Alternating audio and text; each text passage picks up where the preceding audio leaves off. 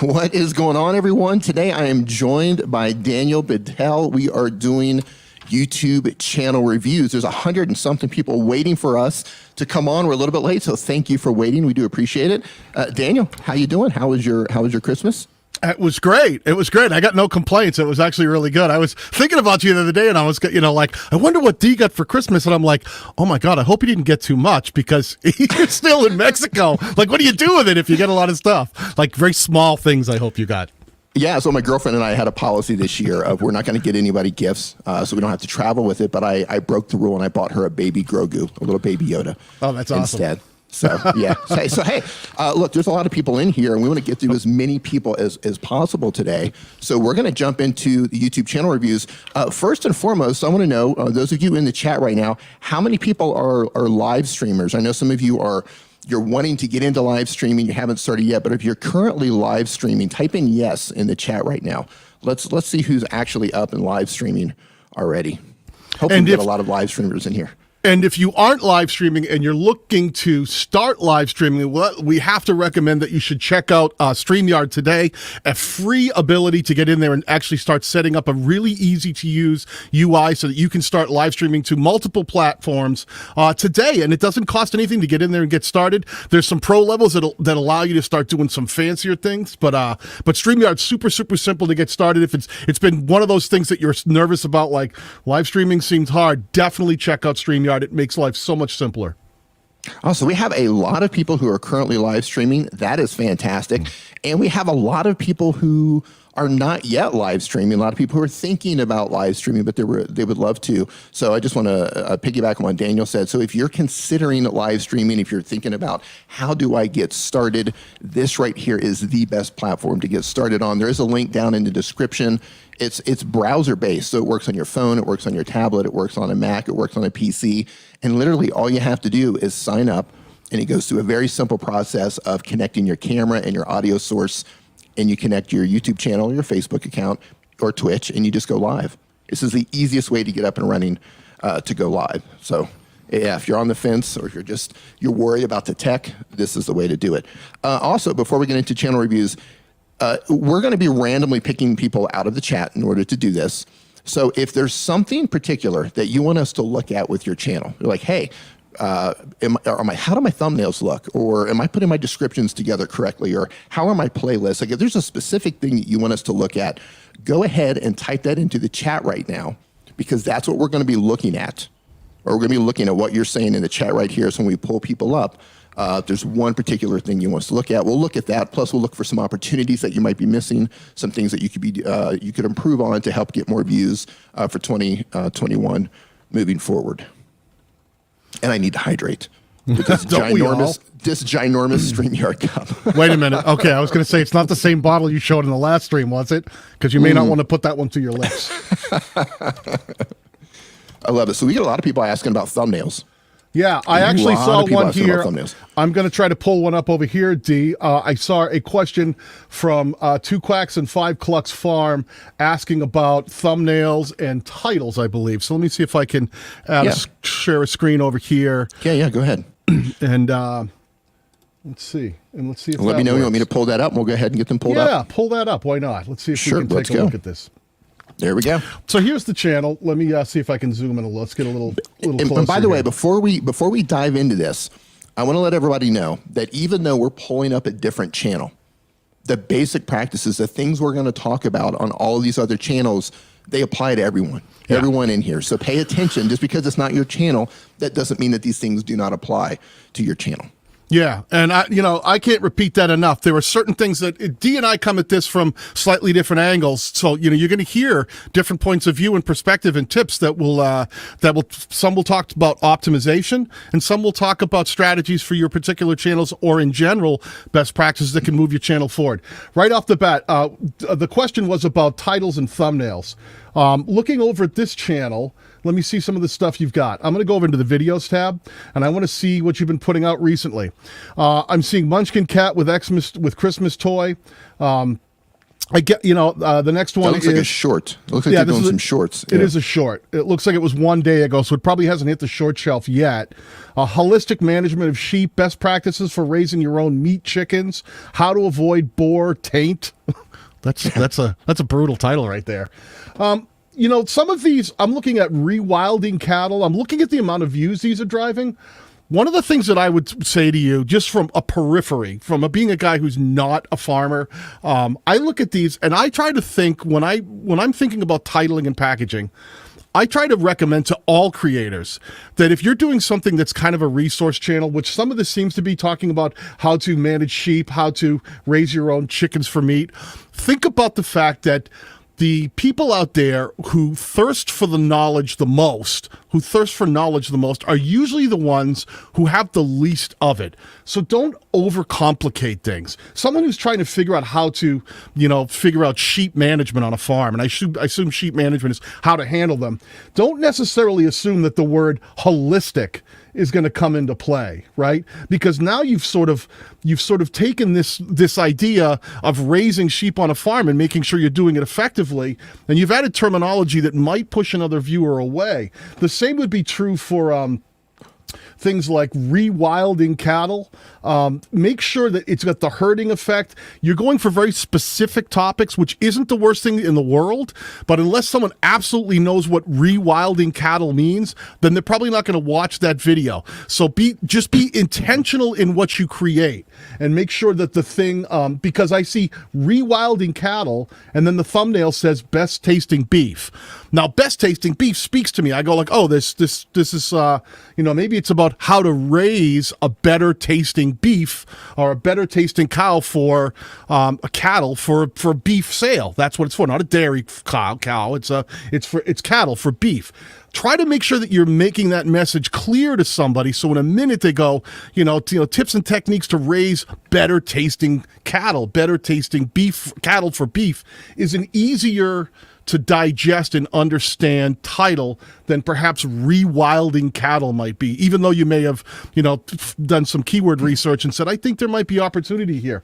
Let the connection of that video, the amount of views, the velocity it drives, tell you what the best way to go is with that packaging, the target, the title, and the thumbnail. That's really solid. I just want to say, in terms of the thumbnails, I like that they're using really bold, easy to read fonts. For some of them. You can look at it right here. You can see the text. So like best tasting beef, for example, they've got the super bold red font on a white background, then they reverse that, with the white text. Yeah, exactly. Look at how that just stands out above all of the other thumbnails that have different types of text in there. Like the other types of text just get lost, but the ones with this particular style, it stands out. Even on a phone, it looks really good. I was looking here on my phone while Daniel was speaking. So those look really good. And I also want to note that this is the first time boar taint has ever been put into my head. I've never used those two words in a sentence ever. New vocabulary for me today. And this is a lesson for anyone out there. Make sure you're staying true to your value proposition. Make sure you have a strong value proposition that lets people know what your channel's about, who the target audience is, why they should watch. In this instance, I would have guessed that 2 Quacks and 5 Clucks Farm is a channel that's going to teach us about farming through their own farming experiences. Yes. And if I see a video that says girl power, I say, oh, great, the Spice Girls video's out. I don't need to watch that. I want to learn more about farming. Be really specific in the word choice you use in your titles. You might be thinking, oh, but if it's clever, I'm showing, like my 9-year-old was showing off her farming skills. Then you should have taken girl power out and said 9-year-old shows off her farming skills and led with that. Where the girl power thing might be clever, but it doesn't scream farming. It doesn't scream farming tips. All right. Yeah, and also when you're putting your titles together, when you're crafting them, like Daniel was just talking about, using specific words. Think about people like me and Daniel who don't know anything about this, but what about, what if we wanted to get into farming? And if we don't know the terminology that you're using, we're not going to be able to find you. It's going to be difficult for YouTube to surface that content for us. So think about making some content that has more general terminology so beginners can find you. Yeah. And let me quickly, I reorganize. This is something everyone out there in the chat, when you're thinking about trying to figure out what works with your channel and what doesn't. Again, I don't know if there's been any paid, advertising or anything. I don't know if all of these views are organic, but let's assume that they are. Some of these might have had some, advertising dollars or something put behind it. When I start looking, I've reorganized these by the most popular. When I start seeing easy grazing systems for poultry, those are the kind of titles that I go, now there's what we're talking about. Exactly. How about these are higher performing videos on the channel. Save your back with this easy upgrade, talking about how to save your back as a farmer. Those are things like this one here that's project. Let me move that out of the way. Project chickens with these upgrades. That's sort of like simple tips. These things are very compelling and they explain very quickly, project chickens, easy tips. These are things that start learning to listen to your channel. And when you've created content that drove more views, listen to that and go, oh, when I did it, when I simplified it, when I made these kind of videos about this topic in this subsection of my farming niche, they performed well. I should try to do more of those. And the ones that don't perform as well, try to do fewer of them. Yeah, one thing that once this stream is over today, go over to your channel, and this is everyone in here, go to your channel, look at your videos tab like Daniel just showed there, and go to sort by. Daniel, circle the sort by over there so they can see where that's at. If you see, let me just do both at the same time. So right here, sorry, I'm on the wrong side. Do what, D? It's the first time I've ever done this. There you go. Sort by most popular, right? It's over here. You can sort by most popular. And what I like to do, I don't look at things that are 2 years old because that's not necessarily what's happening on my channel right now. What I do look at is if there's anything within the first maybe 3 rows within the past, 3 or 4 months. Those are the videos that I'm looking at to see, okay, well, this is what's working on my channel right now, and seeing if some of those most popular videos are coming up there. And then, okay, well, this is what's working on my channel, and then I make more videos like those. Yeah. I look for, is there a natural part 2 to this video? And the channel started in October of this past year. So, you're doing some good things. You've got some videos here that we're seeing that actually drove some views, assuming those views are organic. You've in the short time you've been up there, you've been able to make videos that drive, 1,000, 2,000 views. That's pretty important stuff. So just try to find those winners and double down on the winners. I love it. Double down on the winners. I love that. Double down. All right. So who's up next? That was actually a good channel. Looks like they got a lot of potential. Yeah, I will say I like a lot of the structure in there. I like that there was on the homepage, there was some featured content. There was a lot of good optimization. But the question, titles, thumbnails, that's where I'd send you that direction. Who else has got something out there we need to talk about? Yeah, dig in there and find them. And I just want to say, I know there's a ton of farmers and homesteaders who are coming onto YouTube right now. I'm just seeing an explosion in that niche, and I think it's fantastic. Yeah. I agree. Because one of these days I'll probably live on a farm and I'm going to go back and I'm going to be binge watching all of your content about how to build a chicken coop. All right. We had a question out there from Egg Free Kitchen Class who asked about, should I be doing shorts? So let me pull up their channel. Let's see what we've got going on here. Are they ready? Yeah, I've got them in here. Okay. Yep, pull it up. Whoop, why is it not coming? There it is. All right. Okay, so here's Egg-Free Kitchen Class. One of the first things I tell you from an optimization standpoint, when you build a channel and all you've got is uploads on your homepage, this is something I would say to everybody out there. Your homepage is like your storefront. Think about any decent store that you know very well, like Macy's or Saks Fifth Avenue or Bloomingdale's. These are stores that have, like, you've seen in the city where they're really big stores, but when you walk down the street, they only have a certain amount of linear frontage where they have their displays. And when you walk by those stores, they don't cram everything they own in that front display to go, look at everything we have. They spend a lot of time and money curating that front display so that people walking by go, oh, wait, what is this? What do they got? Ooh, and try to draw that viewer in to look at more of the stuff that they have inside. So your homepage on your channel is your storefront. Make sure you've got your channel art on point. Make sure that you've got featured content for someone who's here. You have the option to make featured content for a new visitor who's never been to your channel before or a returning subscriber. And make sure you're choosing what to put in those spots based based on who that person might be coming back to see your channel again or for the first time they've experienced. This uploads, that's the default playlist when you first set up a channel and you've done no customization. Lose this. Get this out of here. Uploads is just like one of those stores taking all their boxes of inventory and putting them up on the front display going, we'll set it up later. You want to use customized playlists, things that have titles, things that have descriptions in those playlists that really intrigue the viewer, that are organized in a way that all work together to have someone go, what is this egg-free kitchen class? I'm trying to figure out what this is. Join our journey. Egg-free. So it's egg-free recipes. Is that what it is for people who don't want to use eggs in their? I guess that's what this is, right? Yes. So people who are trying to avoid cooking with eggs. So I get the egg-free kitchen class. Join our journey as brothers learn to cook. You've got a bunch of different messaging going on in here, but I try to neaten it up a bit and make sure that I got that down to one consistent value proposition that really spoke to people who'd be interested in learning to cook without eggs, and then make sure. Go ahead. Oh, I was just going to say they have it in green there. Family egg-free recipes. Yeah.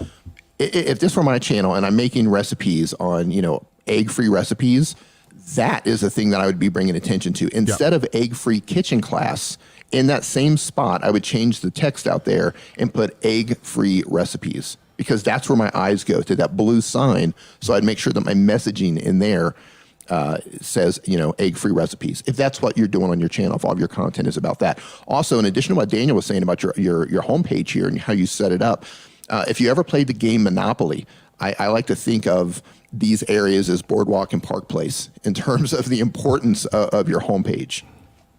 Prime real estate. Yep, absolutely. And you have no featured content up here, and you don't have structured playlists. Now, that may be because you're new. Let me see what kind of, how much content you have on the channel.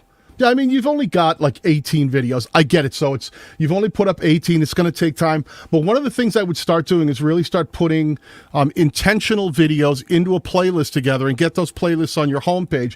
And they should scream the value proposition. Those playlists should say things like simple 5-minute egg-free recipes, right? That might be a playlist where you do all short ones that are very easy to make, right?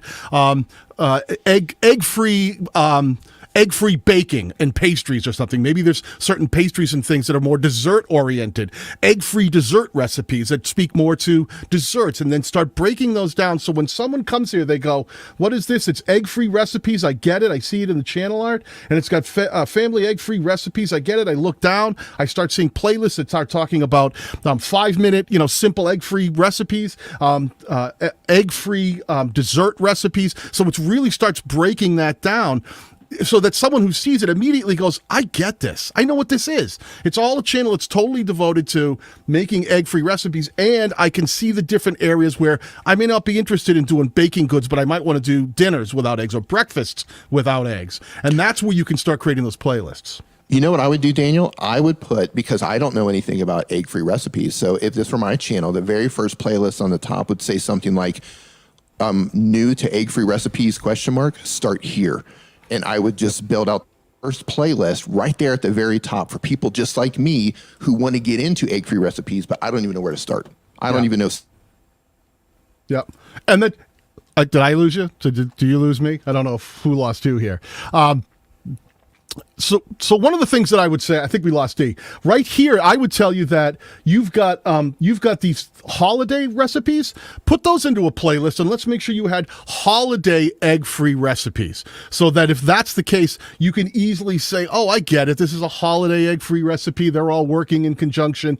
And then you could link those together in a way that made a lot of sense for holiday recipes. Let me see what I got over here. Live. Okay. Look, I like these. These like the frozen egg-free recipes up top. That happens sometimes. He'll reboot. He'll be back in.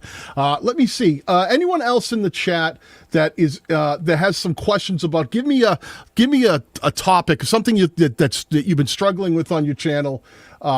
And see if I can find something. Yeah, I know, right? I am the one and only, making me do all the work. I'm doing all the heavy lifting. That's crazy. I'm just taking a peek in the chat to see if I can find another playlist right here. Adventures in Dirt playlist. Let me do that. Let me see if I can pull you up, my friend. Adventures in Dirt. Let me see if we can take a peek. Adventures in Dirt. Perfect. All right, playlists. I want to talk to you guys about playlists, period. One of the things that I would say to everybody out there, playlists are one of the most important strategies that you can utilize. And the reason being is that YouTube is a system, it's an entire platform based on a system of prediction. Every time someone is watching a video, every time someone is served a video, what happens is YouTube, while let's say your video is driving views, like you're excited, you're like, holy crap, my video is doing really well, I'm driving views. Someone else is watching along, they're enjoying the video, and they're like, this is great, I love this video, this is a great video. The only thing that YouTube is thinking about that entire time is, what should I serve this viewer next to keep them watching? Okay, so when that happens, you really want to think about, how can I get in alignment with that? How can I get YouTube to start recommending more of my content? How can I get the viewer to start clicking on more of my content next? Get them to watch the up next. And one of the best ways to do that is to create playlists that bring this content together and start funneling the viewers in a specific direction. I'm going to look at yours right here. So the value proposition, Adventures in Dirt, discover adventure and learn history through treasure hunting. I love the channel art. Makes a lot of sense. You've got the big subscribe up here. You don't have a lot of other links up in the up in your channel art. I'm not a big fan of a ton of like Facebook links, Instagram links for everybody out there. The reason I'm not a fan of those is the YouTube wants you to bring people to the platform, get them watching, keep them watching. If you're someone out there, and this is every channel out there, if you're out there and you up in your channel art, you're like, hey, welcome to my channel. Now go to Instagram. Now go to Pinterest. Now go to Twitch. Now go to Twitter. That's doing the opposite of what you're trying to do when you're trying to grow a channel, especially when you're small. When you get bigger and you're trying to expand, it makes a lot of sense. But right off the bat, when you're a smaller channel, the thing you really want to do is try to keep that viewer here on platform, engaging in your content. So we were talking about playlists themselves. Let's see. I like what some of your titles and packaging, metal detecting for gold, nothing quite like the shiny stuff. Really, really great thumbnails. Like really, I like the way you've got the gold colors really popping on them. These are great.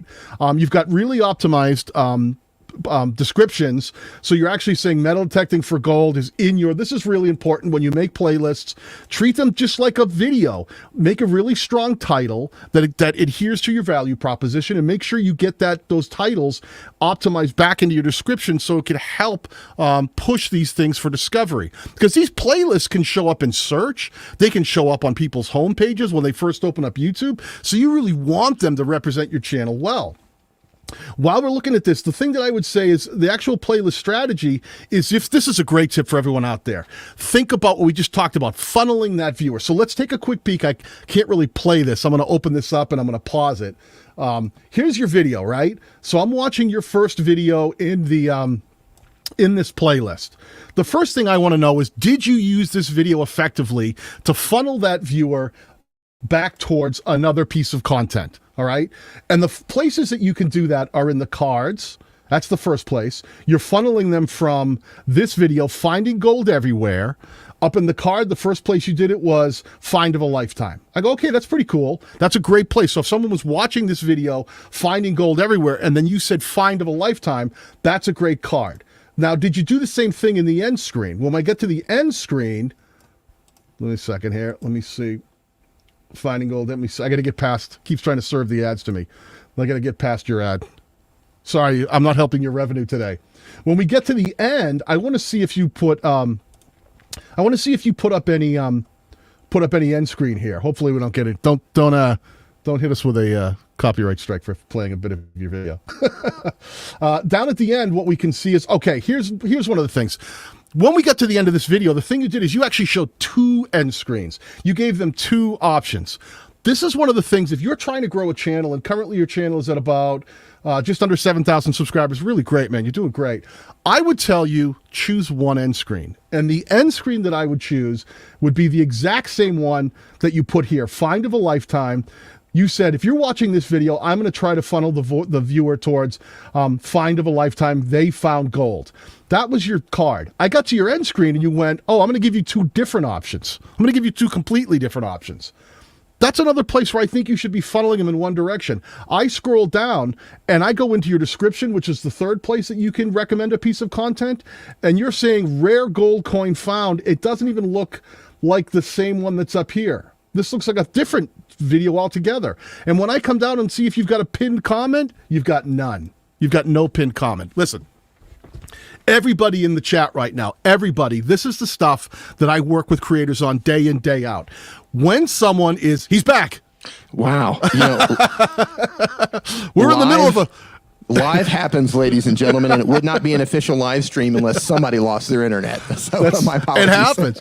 I was just in the middle of talking to the group here in the chat room, and specifically we have Adventures in Dirt's channel up about how to effectively funnel viewers. He's got one card, he's got 2 different end screens, he's got a different video that's linked in the description, and he's got no pinned comment.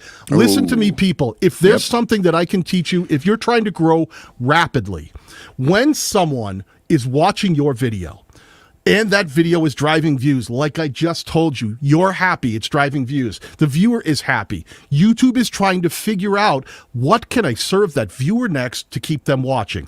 If you send all these different signals, someone watches this video and they get to the end, they get to the card and it sends them in one direction. Okay, then the next viewer comes along and they get to the end screen and they click one of these, they go in a different direction. Then a third viewer comes along and they see your link in the description, which is great. Above the fold, I can see it. And they go in a third direction. And then I go down to the comments, which you don't have a pinned comment to another video, which you should. Missing out. Put that in there. But if you put a different video altogether, you've sent that fourth viewer in a different direction. So you've gone, but that's great. Look, I sent people to see more of my content. But what you've told YouTube is when people watch this video, maybe one goes here, maybe one goes there, maybe one goes over here, because you've sent them in 4 different directions. Much better effective strategy for a small channel. Put one video in the card. Put the same video in your end screen. Put the same video in your description and put the same video in your pinned comment. So 4 different people come along and each one of them clicks a different thing, a card, an end screen, a link in the description, a pinned comment. What just happened was 4 different people told YouTube when people watch this video, they tend to go on and watch this video. And YouTube is watching those traffic signals and going, okay, video A, the query video, they tend to watch this other video, video B, the candidate video, because you stepped in and went, I'm going to put my thumb on the scale of audience behavior and push them in one direction towards one video. Do that effectively, and then YouTube will step in and start recommending that other video themselves in the up next, in this suggestion. Because when a new viewer comes along, YouTube, one of the things they look at is they go, well, someone's watching this video. This is the first time they've watched it. What should we recommend next? I don't know. Let's look at what the last handful of viewers watched next. Similar videos, with similar viewers. What did they watch next? And if you push them all towards just one video, YouTube is more likely to recommend more of your content, that video that you push them towards, than sending them all over the place and potentially off to another channel.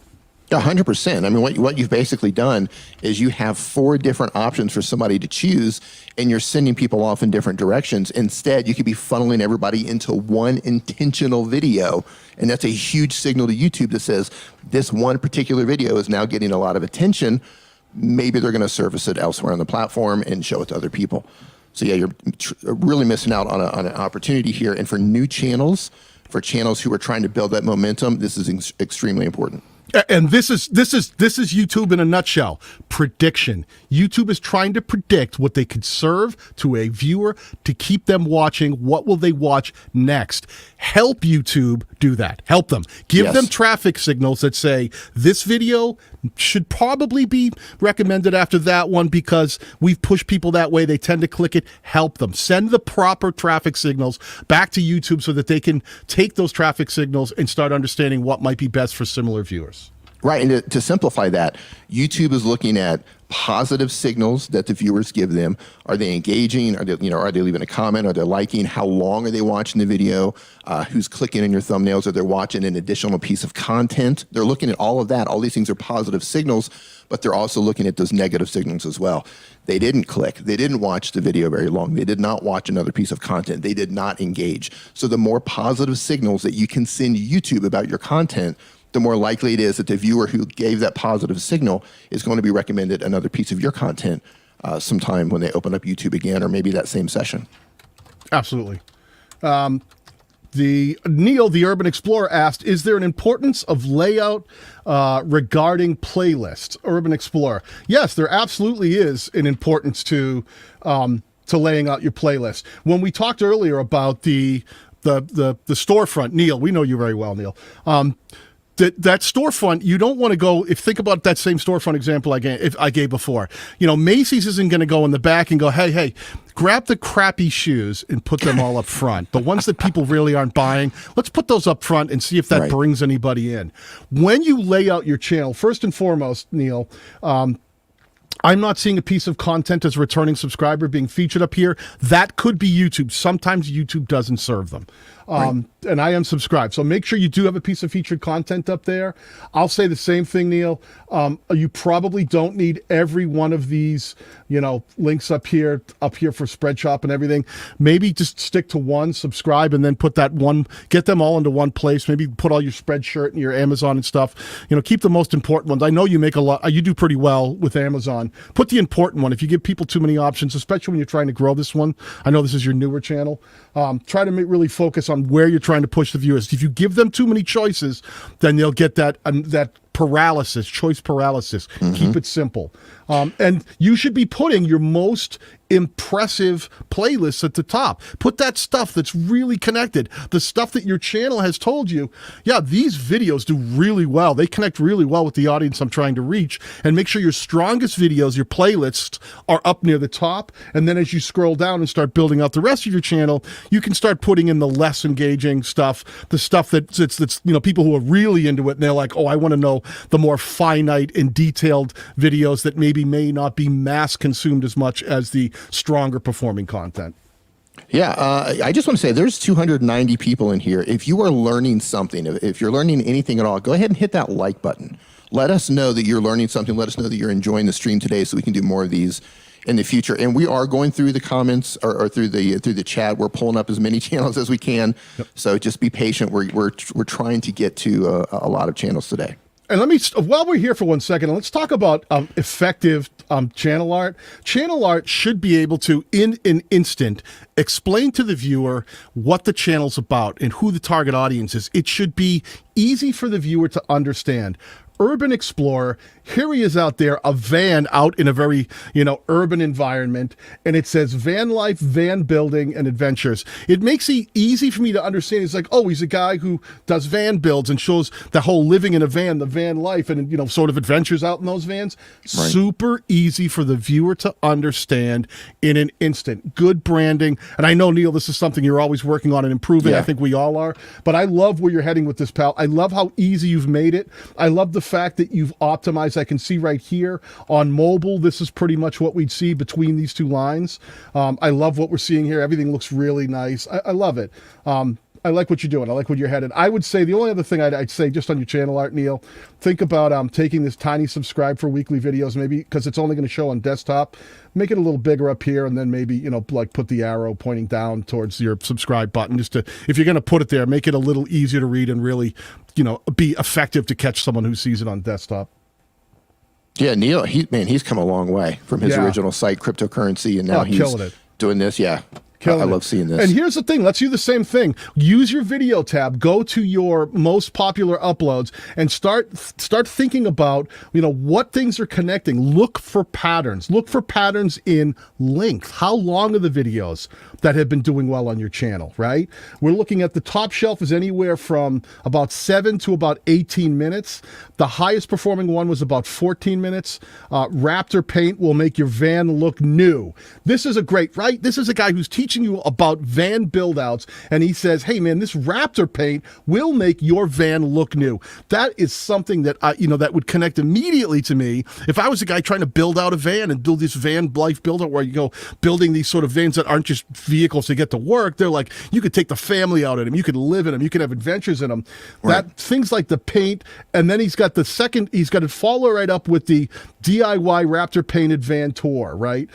Self-converted. I hope, Neil, that you've put these things together so that this 18,000 viewed video in cards, end screens, pinned comment, and link in the description above the fold is only pushing in one direction towards this one over here. That one that's slightly fewer views, but it's talking about the DIY Raptor painted van tour. Here it is, how you made it look great, and here's you actually in that van out taking the tour. Make sure you're funneling those viewers, okay, pal? That's solid, man. Solid advice, Yeah, Mr. man. Patel. That's what I'm here for. Dee, what do you think about the thumbnails? This is another thing we talk about. Sometimes people get freaked out like, oh, the thumbnails aren't consistent. I'm a huge fan of, I care less about consistency. I care more about performance. Someone like Neil, who's this is a newer channel for him. I'm sure he's playing some games with testing and seeing what connects better. I love that he's done different things. Some have him in it, like down here. Some have text. Some don't. Some are using different colors of text. I don't care about the consistency now, Neil, but what I would be thinking about is really start paying attention to which one of these on the amount of impressions tends to get the most amount of views. And learn from that what sort of packaging, title, thumbnails together seem to win the click and get people watching. So I'm into van life. Van life is one of my guilty pleasures, even though I do not currently have a van, and it's something that I hope to get in the future. So I'm really interested in Neil's channel. I watch his content, and from someone who is interested in the content, I would do an assessment of all of your thumbnails and make sure, for example, you see the cheap roof bars right there, up on the top right. So that right there, there's nothing on there that indicates it has to do with a van. Yeah. With a van. So I would make sure that either you have something in there, either text-wise, that tells me it's about van life, or something in the imagery that lets me know that it's about a van in every single thumbnail that you have, to make sure someone like me who's interested in your content can identify. As I'm scrolling through YouTube, you have a second to catch my attention. And if you don't catch it, I'm off to the next van life video. It should be yours. So make sure that all of your thumbnails are intentional and everything is very clear with the message that you're putting out there. Yeah, like this second thumbnail is so great with the whole pop-up on the van. It just, Perfect. you don't even need text with that, because it just shows the van all popped up. It immediately grabs someone's attention and says, this is what we're talking about here. This van, this tour. You're going to find those things are going to be super effective for you. Like I like the framing window stuff, and I like these other things as well, framing. Just make sure you're keeping the words like van in here before the truncation point, which I think is important. So if someone sees this window, that you'll say how to make beautiful custom van windows. Makes a lot of sense. I might even have capitalized van. You chose beautiful to capitalize. I probably would have chosen van to capitalize here in that particular one, so that it screamed it at a glance. If I saw the window right below it, van was in the title in larger letters. Yeah, and that's important too with the actual, scroll down a little bit more. He has one about catching thieves. I think it's on the fourth. Yeah, there it is right there at the bottom. It's black, catch thieves. Oh, catch thieves. One more. Okay, yeah. So this one, for example, and this applies to everyone. When you're highlighting words, so he has thieves in red. I would have put catch thieves in red. Because that would have got my eye, right? Instead of just thieves, like catch thieves. And I might have even put like van in a different color, maybe in yellow or something like that. I totally agree. So something to where my eyes are going to just, because I don't have to think about it then. Oh, catch thieves, van, right? Those are keywords in my brain, and people who are looking for your content, their brain, they're going to pick up on those keywords, and you're going to highlight those. So make sure you're highlighting the right words, make sure you're capitalizing the right words. And for everyone in the chat right now, make sure you look at your thumbnails on your phone. Yeah. Super important. Make sure that you can read the text to make sure that everything looks good on a phone, because the bulk of your viewers are going to be coming from a mobile device these days. Yeah. All right, guys, I'm going to tell you right now, if you spam the chat with please review my channel, we're probably not going to pull up your channel. All right, let's be cool in the chat. And I'm more than willing to, we're trying to do our best to get to every channel we can possibly get to. But spamming ain't going to get you there. All right, so let's be cool. Be cool, people. Be cool. Be cool. Be cool. Let's see, what else? Some other questions in here from the chat. We're really looking, the channels we want to pull up are ones that have very specific questions about how to grow on YouTube. Because if we see those questions, then we go, oh, this is a great question. We can pull up your channel and use it as an example of how you might want to approach those things. Strategy is super important. I can tell you that, man. You got to have, if you think that it's just a matter of pushing a few buttons and putting the right order of things on your homepage on your channel, and then all of a sudden that your channel is going to blow up, you really have to be intentional. The things we're teaching you today are best practices. They're tips that will work across a very broad spectrum, but you're going to find that in your own niche, there's things that you tweak, that you adjust, that work for your channel that might not work quite as well for another type of channel. So we try to get you right onto the platform so that you're like, all right, I'm really well optimized. This isn't hindering me, and then I can tweak it from there to make it perform more effectively. I love it. Who's up next? Let's see. I love this. I love this channel right here. I love the question from Plane on the Brain asked, is joining a multi-channel network a good idea? D, let me pull up this channel and do you want to answer that? Yep. Let me get them pulled up here. Boom. There they are. Okay. I've known people who are in them. Some people have done okay with them if they have larger channels, but most of the people do not recommend that you join one of these networks. A lot of them just don't do anything for you. You know, they offer a lot of things, but they don't actually do anything for you, and you're giving up some of your monetization to do that. I don't think you need them. I would never be interested in joining one of them myself. I know there's somebody in particular who one of them owes them money. They left and they owe them money. So I would avoid them. Yeah, my take is there was a time years ago when channels that were like gaming channels were having a hard time getting monetized because advertisers were putting up a bit of a fuss of what they were being particular, what they wanted to be in front of and what they didn't. That has changed years ago. It's changed so much. MCNs had stepped in and said, hey, listen, you join our multi-channel network, we'll take a very large chunk of the money that you will make, but we'll make sure that we pay you and we'll deal with collecting the money from YouTube. And people went, well, 60% of what I was going to make, I guess, is better than zero if I can't collect. And they would sign these deals, and all of these channels and these MCNs would step in and try to collect that money and tell people that they would help them grow and give them tips to grow their channels more effectively. In this day and age, I'm not going to knock all of them, but I'm going to tell you that I would avoid it. I would never give away any of my monetization to anybody or join up. The work that you can do to promote your own channel and get your own channel recommended, it's all in your hands. You don't need someone else to take a vast chunk of your potential income and say, oh, we're going to get you going. I've never seen a channel come to me and say, if it weren't for my MCN, I would never have succeeded. I've never heard that. Not once. Not once. Yeah, not once. So I'm particularly, just me, I'm not a fan. And I was going to say, they present it in a way to where it sounds like a great idea. Yeah. Right? They can help you make more money. They can help you grow. And the reality is most of them are not going to help you do that. You can accomplish this stuff on your own by following best practices, by targeting content to a specific audience and learning how to get them to respond to your content. And you just have to give it time. If you give it time, you learn along the way, you will get to the point where you definitely don't need anybody to help you. Yeah. So let's look at Plane on the Brain because he asked that great question. Quickly looking at your channel, you've got your logo way over here, so it's going to be slightly cropped out. You'll probably catch a little bit of it on a mobile device. Make sure you're optimizing for all devices that your channel might be displayed on, especially mobile, because the vast majority of viewers nowadays are watching content on YouTube from a mobile device, okay? Yep. So we don't see your logo. All we see is something that says, Plane on the Brain. So you've got that in there. I don't know what this channel is about. If someone said to me, hey, Plane on the Brain, I'd be like, I don't know what that means. You have to tell me the value of this channel in the channel art. It looks like your butter challenge. This challenge is ultra butter landing without gear. Is it all things aeronautics? Is it all things to do with planes? It seems to be what it's kind of talking about. people who love planes? It lacks clarity. Here's what I would like everybody in the chat to do right now. What is your value proposition? What is the one thing? What is a very short sentence that you could tell people what your channel is about?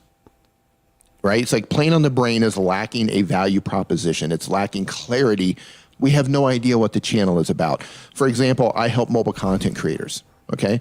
So that would be I have a couple of value propositions, but one of my value propositions would be I help mobile content creators succeed on YouTube. Okay. What is your value proposition? Go ahead and type that out in the chat right now. I'm curious to see how many people actually know, and with a very short sentence, you can tell, you're in an elevator, the elevator pitch, right? Hey, what's your channel about? Boom, you got a couple of words. You just got a couple of seconds to tell me what your channel is about. Yeah. Damon Warren says mobile tech vlogger. Paul Marlis says creating an online publishing business. Yeah, there you go. I love seeing that you guys have this defined, and this is what Plain on the Brain is lacking right now. We don't know what it's about. Marcus Sapala says his is communication tips from a comedian. You start getting some of the ideas of what. It's an interesting topic. What that value proposition in an instant should let somebody know what the channel's about, who the target audience is, and why they should watch. Meaning, someone comes across it. Is this something I would even be interested in? And why should I watch your channel? Because it says Plain on the Brain. It has to be more than it. It has to really make sure it screams. That is this for pilots? Is this for people? Is this for little kids who just like watching plane videos? Is this for people who are interested in sort of the whole they've always wanted to fly planes and they just have an interest in the whole idea of planes? Is it military planes? Is it commercial airliners? Exactly. There's no specificity to this that I don't know who you're trying to reach. Like if I go, oh, it's all Planes on the Brain. I'm going to come here. I want to learn about the World War II Corsair, American Corsair. Where is it? I don't see it. I see helicopters. That's not a plane. I see big planes. So you have to be really specific about what your channel is about. Make it easy for the viewer to understand. Okay. So Daniel, I'm in the chat right now, and people are posting some awesome value propositions. But I want to take an opportunity to help people get some clarity on theirs. For example, Pamela Longoria just says weather. What about weather? Yeah. Are you a storm chaser? Are you updating people with the latest weather in Tallahassee, or are you Tallahassee, however you pronounce it? Like, what about weather? Dee's from Mexico. He doesn't understand how to pronounce these United States. Tejas Gupta Music says music. One single word, music. What about music? Right. Are you making music? Are you doing cover songs? Are you teaching people how to play the banjo? What about music? So think clarity, because a single word, that's not enough, because, Plain on the Brain. What about it? Music. What about it? Weather. What about it? Yeah. I have a cooking channel. I'm a cooking channel, says the Observer 01. What are you cooking?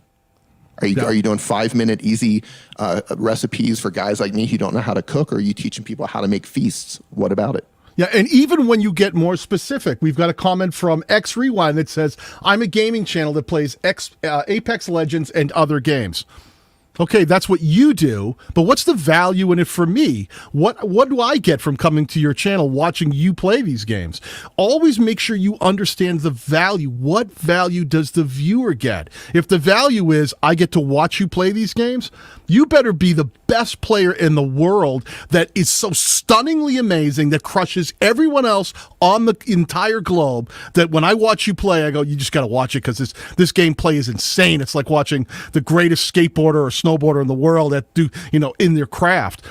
Chances are, I'm not knocking you. There's too many good gamers out there. You can't just play games. You have to have some kind of value. Do you show people how to beat certain levels? Do you have tips and tricks to things that they may not have figured out themselves? How to unlock certain things that they didn't know how to unlock? How to find certain weapons that they didn't know how to gain? How to get past a level that they couldn't beat? If you can provide value beyond just the thing you do and make it about the viewer, that's how these channels are going to grow more quickly. Love it. Let me see. Let me read some of these in here. I also want to say, Plain on the Brain, when you do come up with your value proposition, what it is your channel is about, you can just put it up there in the title. But I want you to think about this too. Your channel art, while you can read it, it is a little bit difficult. Yep. So I would spend some time, on Google, just learning about color science, learning about contrasting colors, because that dark red on a dark brown or black background is a little bit hard to read. But maybe if Plain on the Brain was like a baby blue or a bright yellow, that would just scream off your header art. Yeah, and the same things we always say, right? You've got 102 subscribers. You're trying to grow this channel. It's like, welcome to my channel. Now I want you to leave and buy this joystick that I think you should buy.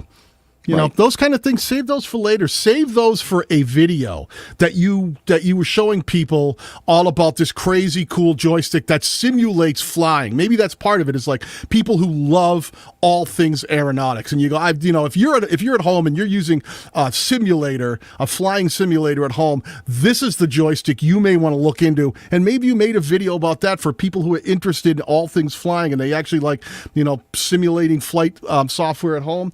Then it would make sense. But putting that in your channel art is just random. I'd much rather see an auto subscribe link up there. Yeah, absolutely. And I just want to take a moment because I'm enjoying StreamYard's new theme here. They have these bubble. This is one of the themes they have. It's called Bubble. So it's not the blocky one that you usually have. And they've animated it a little bit. See how the animation comes in? Yeah, that's very cool. That's really cool. This is a brand new feature. Everybody who has StreamYard should have this by now. They just rolled this out. Love it. All right, let me go over to here. I see a channel that asked, that value proposition was, and I like because I like the name of the channel, was American English with this guy. Just caught my eye. With this guy. And I should subscribe. I should subscribe to that channel. The value prop said, I'm an English teacher helping others learn English. That is a great value prop. I get what it is. I know immediately who you are. I know immediately what the channel does. And I know immediately who the person who might want to watch that is. Oh, I want to learn English, and not just from anybody. I want to learn it from this actual English teacher.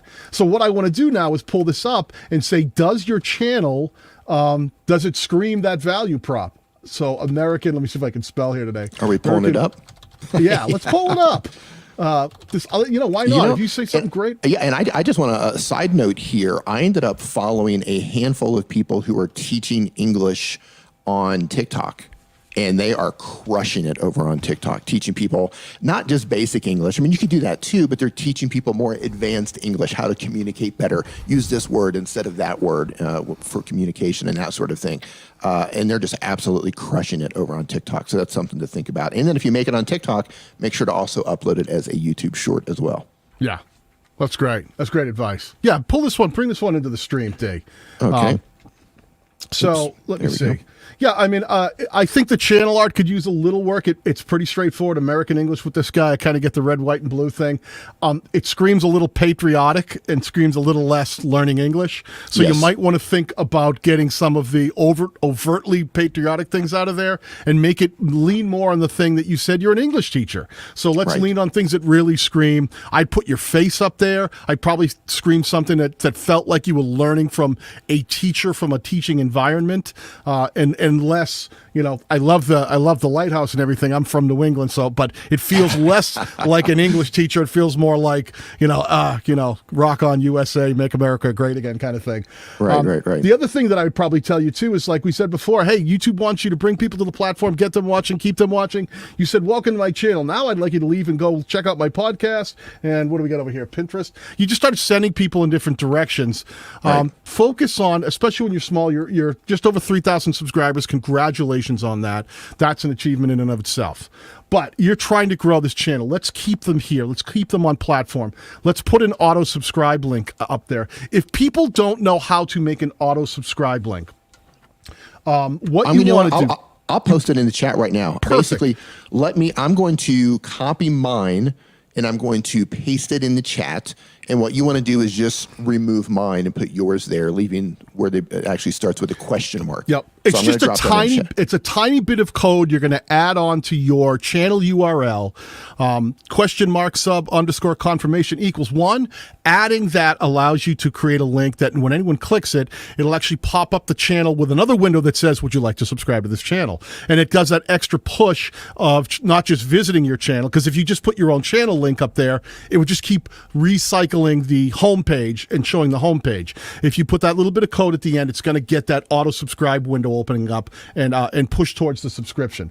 I like what he's doing over here. I like that he's got featured content. The first thing I tell you, my friend, is popular uploads. These are things, get them out of your homepage. This is your storefront. These are things that you should be making playlists here that scream things like some of the how to properly use verbs, some of the hardest sentence structure. Pick those things that, what is it about learning learning English that people really struggle with. And make sure that you've got playlists built around learning English, because if I see popular uploads, that means nothing to me as a person who wants to learn English. I want to see optimized playlists that have titles and descriptions that scream learning English from an English teacher. I love that. And I just want to go back to how we were talking about adding the auto subscribe link up at the top. When your channel gets a little bit bigger, I think it's fine if you want to put your Instagram or your Twitch or link out to your podcast or the course that you're selling, whatever you're doing, your website. If you want to put those up at the top when you get a little bit bigger, I think that's fine. Do that. But when you're trying to get the ball rolling, you're trying to build that momentum, you want to keep everyone on your channel. The last thing you want to do, like Daniel said, is send them off. That's a negative signal that you're sending to YouTube. Just to strip this down to the easiest thing possible. Think about it like this. YouTube is looking for negative signals. They're looking for positive signals. You want to send them as many positive signals as possible. Anytime there's a negative signal, you want to figure out, how can I get rid of this negative signal that I'm sending YouTube? Because those are the things that are going to stop your videos from surfacing. Yeah.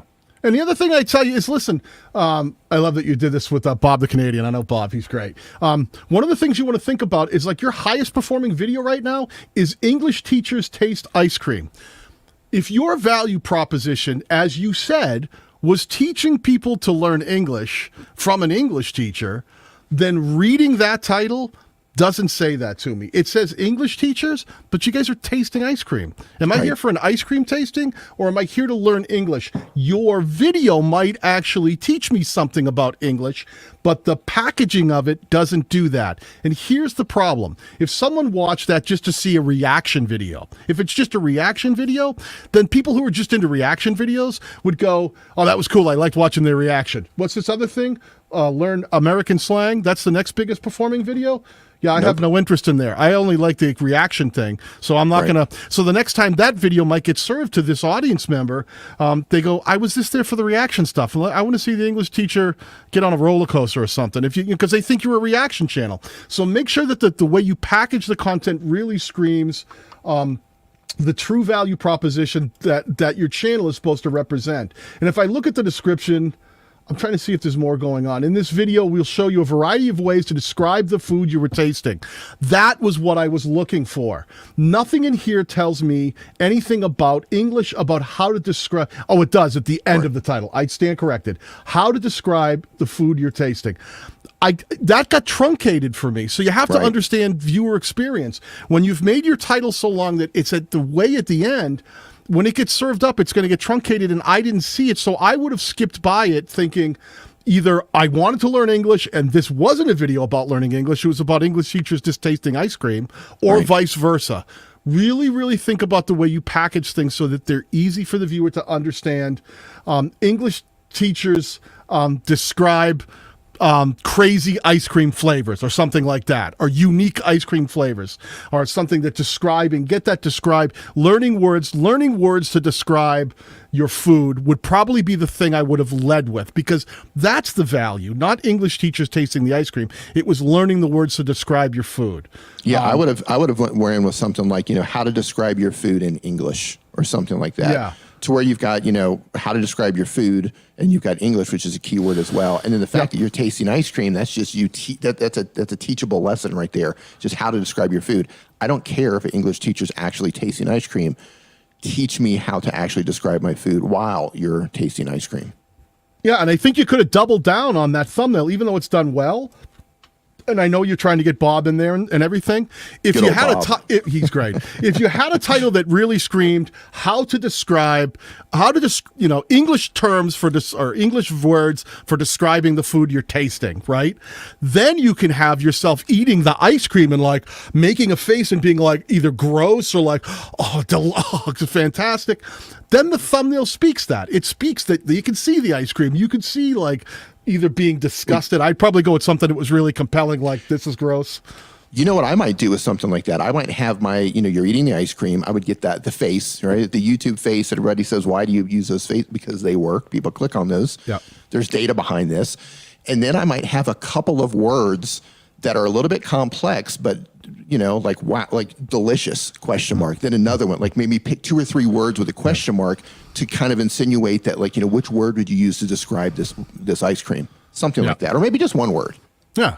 you know. Yeah, and I think, and again, like the Bob the Canadian, who we love Bob, but put him at the end, put him at the truncated part, Yes. and put the value before the truncation, which isn't the ice cream. It's teaching people the words to explain their food. Everybody, please do this. Make sure that you are making your titles and packaging things in a way, right, that people can see it right on the shelf. These are the shelves. If you walk into a store and you're going to the aisle of the supermarket and you're looking for that one can of soup, but it's tucked behind 9 other things and you can't find it, it's not going to be able to sell. Make sure you put that right up front so it's easy for the viewer to understand, this is what I want. I want to learn how I'm learning English, and I want to learn the words you use to describe tastes, words that describe tastes and flavors.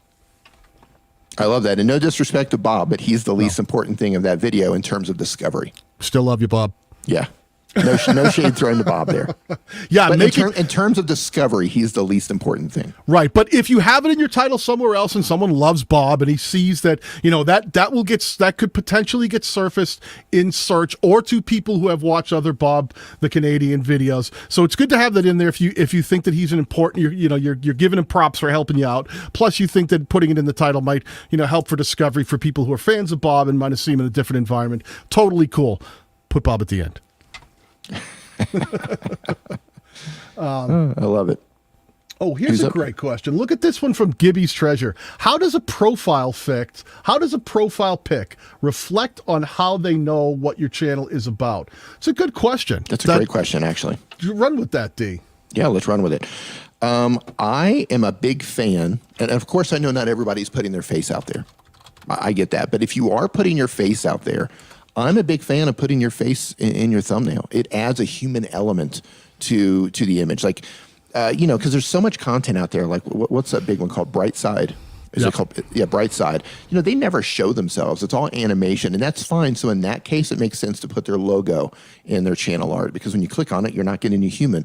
But when you put a picture of a human in your thumbnail or in your profile picture, I expect a human when I click in on that. And I think that's a great thing. The human element is so important, and that's what video is all about. So yeah, I'm 100% pro putting your picture in your profile if you can. Think about what you're trying. There's 2 things you want to think about. You want to think about what kind of branding are you trying to represent. Someone like Dee or myself, who really our channels are our names. It makes a ton of sense in our channel Right. icon or avatar to have our faces in there, because we're trying to get people to recognize us as the presenters, right? But let's pull this one up real quickly. The question came from Gibby's Treasures. So this channel's ready to fire off. Gibby, first of all, you don't have channel art. Make sure you get in there and build some channel art. You're doing some of the things that we've talked about.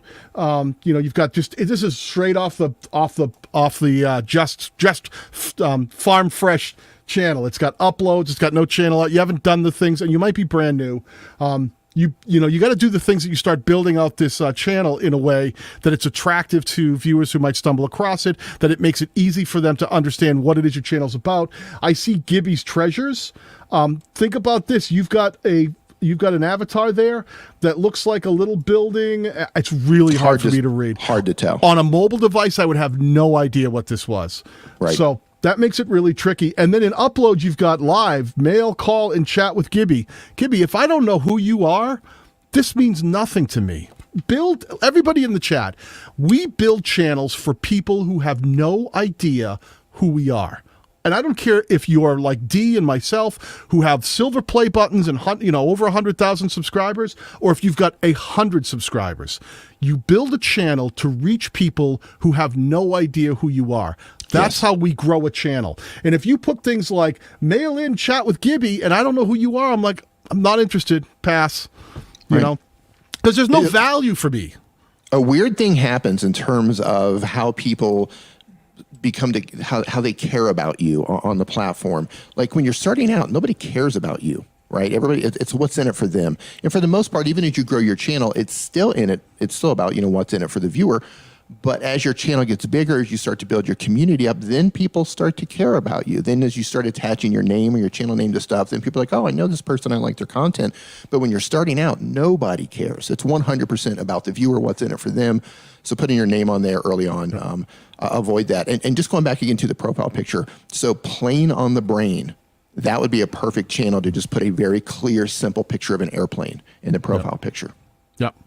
Yeah, and these are simple things. Everyone out there, really try to make sure that you, like with Gibby, like I'm rifling through the uploads based on most popular, and I'm seeing some stuff like Kinetic Sand, Buried Treasure. It almost looks like a kids thing. Maybe that's what this is.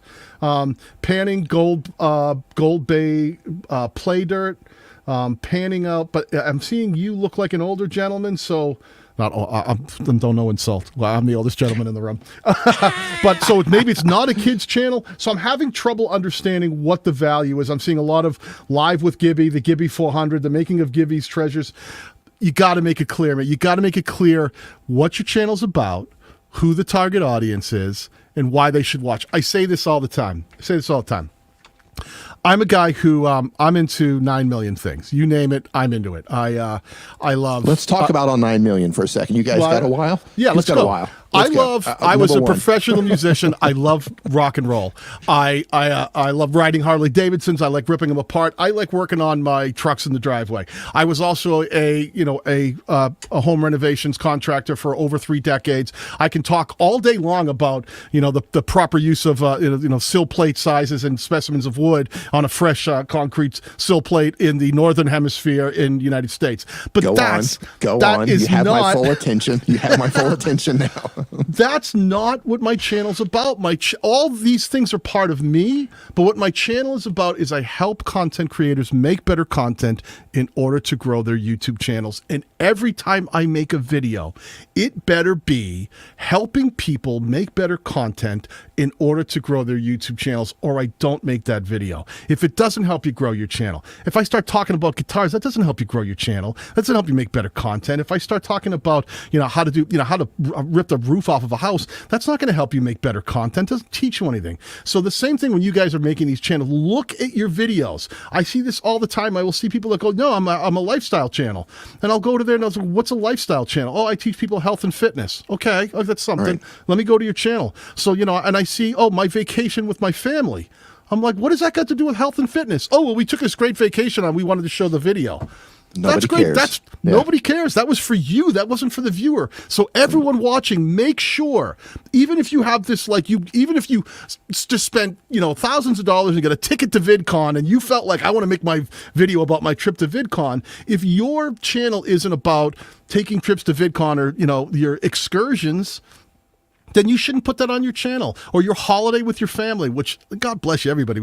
Holidays are tough nowadays and we love our families, but don't put it on your channel. Limit the things you put on your channel to a very specific thing. Every time you think about making a video, make sure you have a very defined value proposition. If your value proposition is you help mobile content creators succeed on YouTube, then you should sit there and go, does this video help mobile content creators succeed on YouTube? And if it doesn't, yeah. Can I tell you what happened every time I didn't hold to my own value proposition?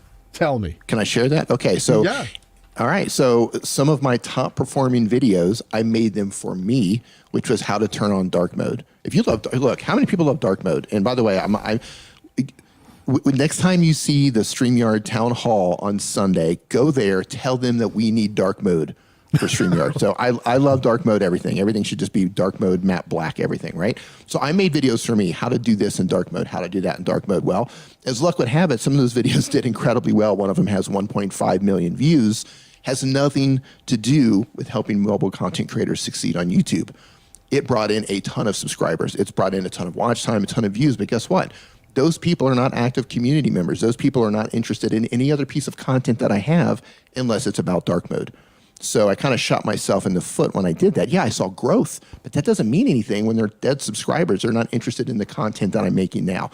But if I would have just held true to my value proposition the entire time, I would have had a much tighter community with everybody there interested in the content that I'm making. One upload after another upload after another upload. And if you want to see how to really grow your engagement, how do I get more comments? How do I get more likes? How do I get more shares? It's exactly by cultivating the right community. And you do that by holding true to your value proposition. Hey, and I agree. Dark mode is awesome. It's awesome. That's right. That's right. But you have to remember, you have to understand how too many people want YouTube to work the way they think it works, instead of understanding how it actually does and embracing that. YouTube is constantly serving videos to people and then trying to figure out, by just trying to recommend based on an idea of supposition on the information they have, what other videos they can serve to those viewers to keep them watching. So if you put stuff on your channel that the other content on your channel doesn't support, I love turning on dark mode on Instagram. That's really cool. I can do, but then the next video that Dee puts out is like, well, how to do a mobile edit on your on your mobile device, and people go, oh, I don't care about that. I just want to make sure when I was on Instagram I could turn on dark mode. Exactly. It becomes limiting. We've all made those mistakes, and it's not just Dee. So please don't learn from my mistakes, people. But that's why we're here. We're here. Daniel and I have both. Daniel's. I think you're creeping on 200,000 now. We're both over 100,000, and in terms of YouTube education and that sort of thing, those are good channel sizes, and we've learned a lot through the process. Not only have we learned what to do to grow our channels, but we've learned a lot of ways and what not to do to grow our channels, and that's one of my biggest mistakes. So yeah, just make sure that every piece of content that you upload, just pause and say, before I make this piece of content, is this in alignment with my value proposition? Is this in alignment with what I'm telling people what my channel is about? And if the answer is no, don't put it up there. If you have other things, create a second channel. That's fine. Do that. Have a passion channel if you want to do that. But in terms of growing your YouTube channel, every piece of content that goes up has to be intentional. You need to be strategic about how you link them all together and how you build your entire content library. Right. Think about something like Netflix. If you guys are a Netflix fan, when you go to Netflix, and you know what it's like, everybody who's been on Netflix for more than a few months knows that I've seen that movie. And you're trying to find that movie that you might like. If you aren't specific, if you go by some kind of thumbnail of a movie that just, you can't tell, is that a romance, a horror? I don't know what that is. And if it's not specific and doesn't scream to you, then you're like, you scroll right past it. You're always looking for that thing that connects, those Netflix thumbnails of the movies, like the title, the image in that thing that goes, oh, I love horror movies. And you see one that's like a crazy good looking horror scene in the thumbnail and the title screams horror. Everything just screams that.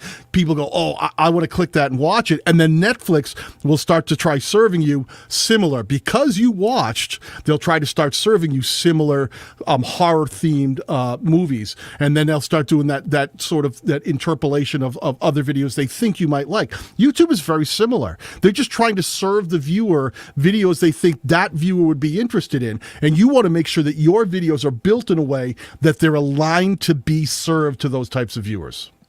That's solid. I'm going to take a question out of the chat right now because I've seen this similar question come up the entire time that we've been broadcasting here today. This one is from All Rounders. It says, can you guys give some tips on how to get your channel at the top of search results because there are many channels with your name? Okay, first and foremost, your name really, that doesn't matter in terms of ranking, but if you do find that there are a ton of channels with your name, I would consider changing your name. In terms of ranking, YouTube is looking at this. YouTube is looking at how your video and your thumbnail performs. Right? If you want to get to the top of ranking, you need to get more clicks than the other videos that are ranking for the same title, and you need to get more. You need to get people watching longer than the other videos that are competing for the same title.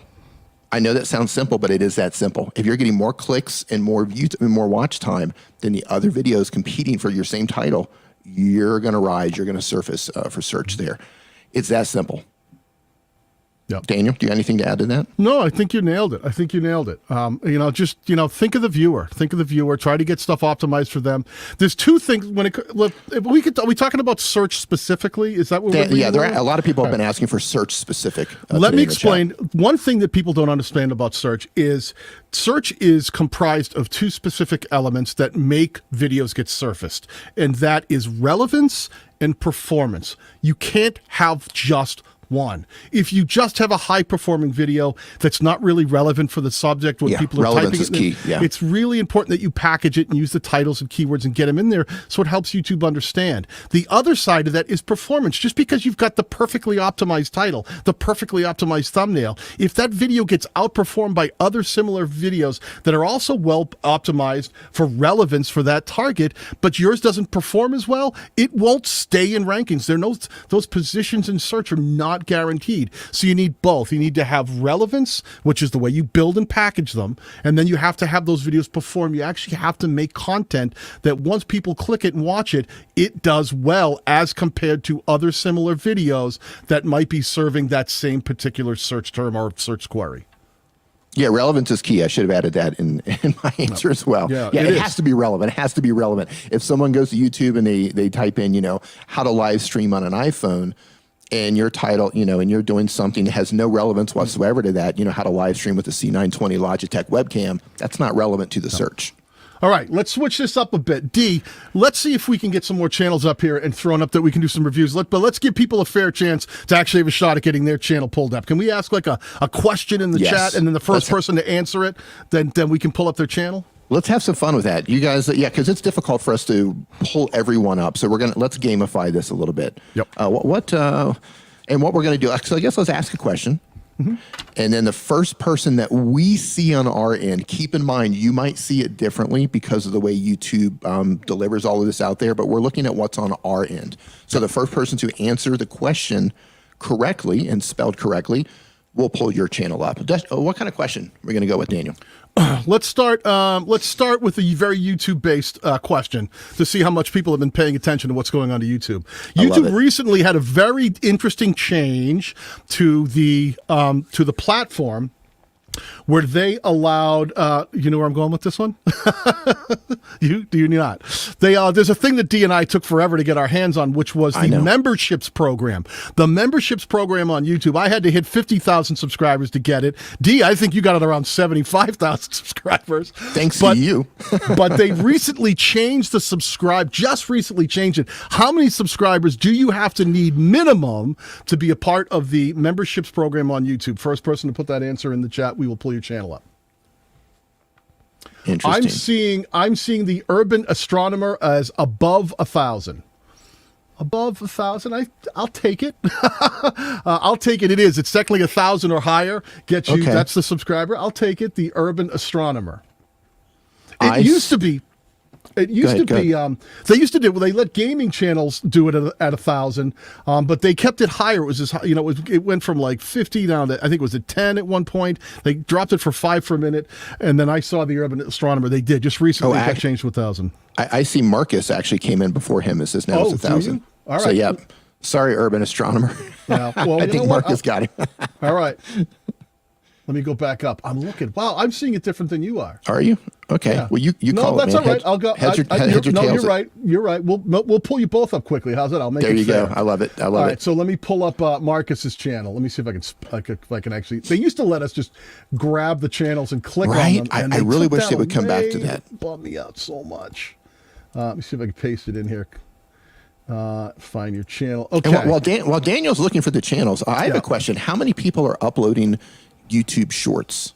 How many people have uploaded YouTube Shorts? I know Farmstead Smith in here. I know she's uploading like a maniac YouTube Shorts. I'm curious to see how many people's doing it, because this coming Wednesday on the 30th, Daniel and I will be going live over on the TubeBuddy channel, and the entire live stream is talking about YouTube Shorts, not just about what it is, but we've been studying this for a while. We've got some great strategies that we can share with you guys. So if you're uploading YouTube Shorts, if you're trying to figure out what it is and what you should do to upload them, join us on the TubeBuddy channel on this coming Wednesday, the 30th. Yeah. Total live stream about shorts. You don't want to miss this if you're uploading shorts. Yeah. Let's pull up Marcus's channel really quick here. Go ahead and pull let me share it. I'm sorry. I need to actually share it again. It'd help if you shared it. I got to give it to you. Just do it, Dee. Just do it, man. Just share it. Sorry. All right. So Marcus said earlier, I remember from the chat, he said that he was a communication tips for comedians. Here's one of the things I would tell you right off the bat, just looking from the outside. You left that whole comedian part out. It's over here, but that's not optimized for mobile. So if I see this from mobile, I don't see anything here that says communication tips for comedians. I'd have to see comedian, speaker, host, and even that's sort of fragmented. I don't know that you're teaching me specifically communication tips for comedians. So the first thing I tell you, Marcus, is make sure if it is specifically for comedians, like you said your value prop was, then make sure it screams that. If it's not specifically for comedians, then let's make sure that you get your value proposition in line so that anybody who comes across this channel understands exactly what that is, communication tips. I'll give you a communication tip. Use a picture of yourself or you're actually looking at the camera, because the best way to communicate is to actually look a person in the face and speak to them. Don't look at something that's sending you off to the side, all right? The other thing I would tell you is up here, it says a free video conferencing checklist. Is your channel teaching people about video conferencing?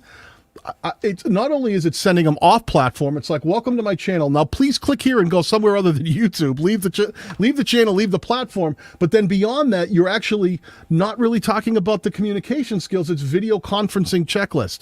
I would make that's not something I believe should be in your channel art. I think that's something that you should have elsewhere as maybe a video or topic. I like that you have featured content. Zoom setup for hybrid meetings or hybrid teaching. I'm having a big problem here. I'm missing the value prop. You told me what the value prop was, which was communication skills for comedians, and that's not what Zoom set up for hybrid meetings and teaching. That featured piece of content talks about how to remotely teaching remotely. That's a different value proposition. So I'm seeing a lot of things that are out of alignment. First time here, start here. Okay, it is my first time here, but what am I learning? Improve Zoom video quality. Zoom. I'm seeing all these same Zoom things, lots of Zoom. How to live stream. All right, you've got to get this value proposition in line. What you told me the channel was, and what I'm seeing once I'm here, is not about communication tips. It's not about that. It's not about that. It seems like what you're trying to do is teach people the ability to use software and remote capabilities to connect with other people in any way. Do I have to be a speaker to understand how to be invested in, Zoom, improve my audio on Zoom? No. Do I have to be a comedian to find value in that? No. So the disconnect between what your content is and what your channel says your channel's about, what you've told me your value proposition is all over the place. So you need to be, again, definitive in what it is you said your channel's about, and then be true to that. Does this help comedians? You told me earlier you were teaching communication tips for comedians, or maybe it's from a comedian. If the comedian part doesn't matter, then get that out of here. Get that out of here completely, and then talk about communication tips for who. Now you have to be specific. Who is it for? Is it people who are trying to use remote tools, such as Zoom, trying to use, those kind of teleconferencing? Then you should make sure that it's like that your channel is based on teaching people communication tips for teleconferencing. Then it would make sense to me, and I'd understand it more. So there's a disconnect in there that I would probably put a comb through and get this stuff that sends everybody off platform. Welcome to my channel now. Get your free video conferencing checklist. At under 1,000 subscribers, your only focus should be growing this channel, not trying to send people elsewhere quite yet, and get LinkedIn completely out of there. I'm looking at your videos tab. Everybody, do this in the chat. Make sure you always, switch these around so that you're looking at your videos by most popular. And you've done really well. You've got 20,000 views with improve your Zoom video quality, assuming these are organic views. Your second video is about Canon M50, the best webcam.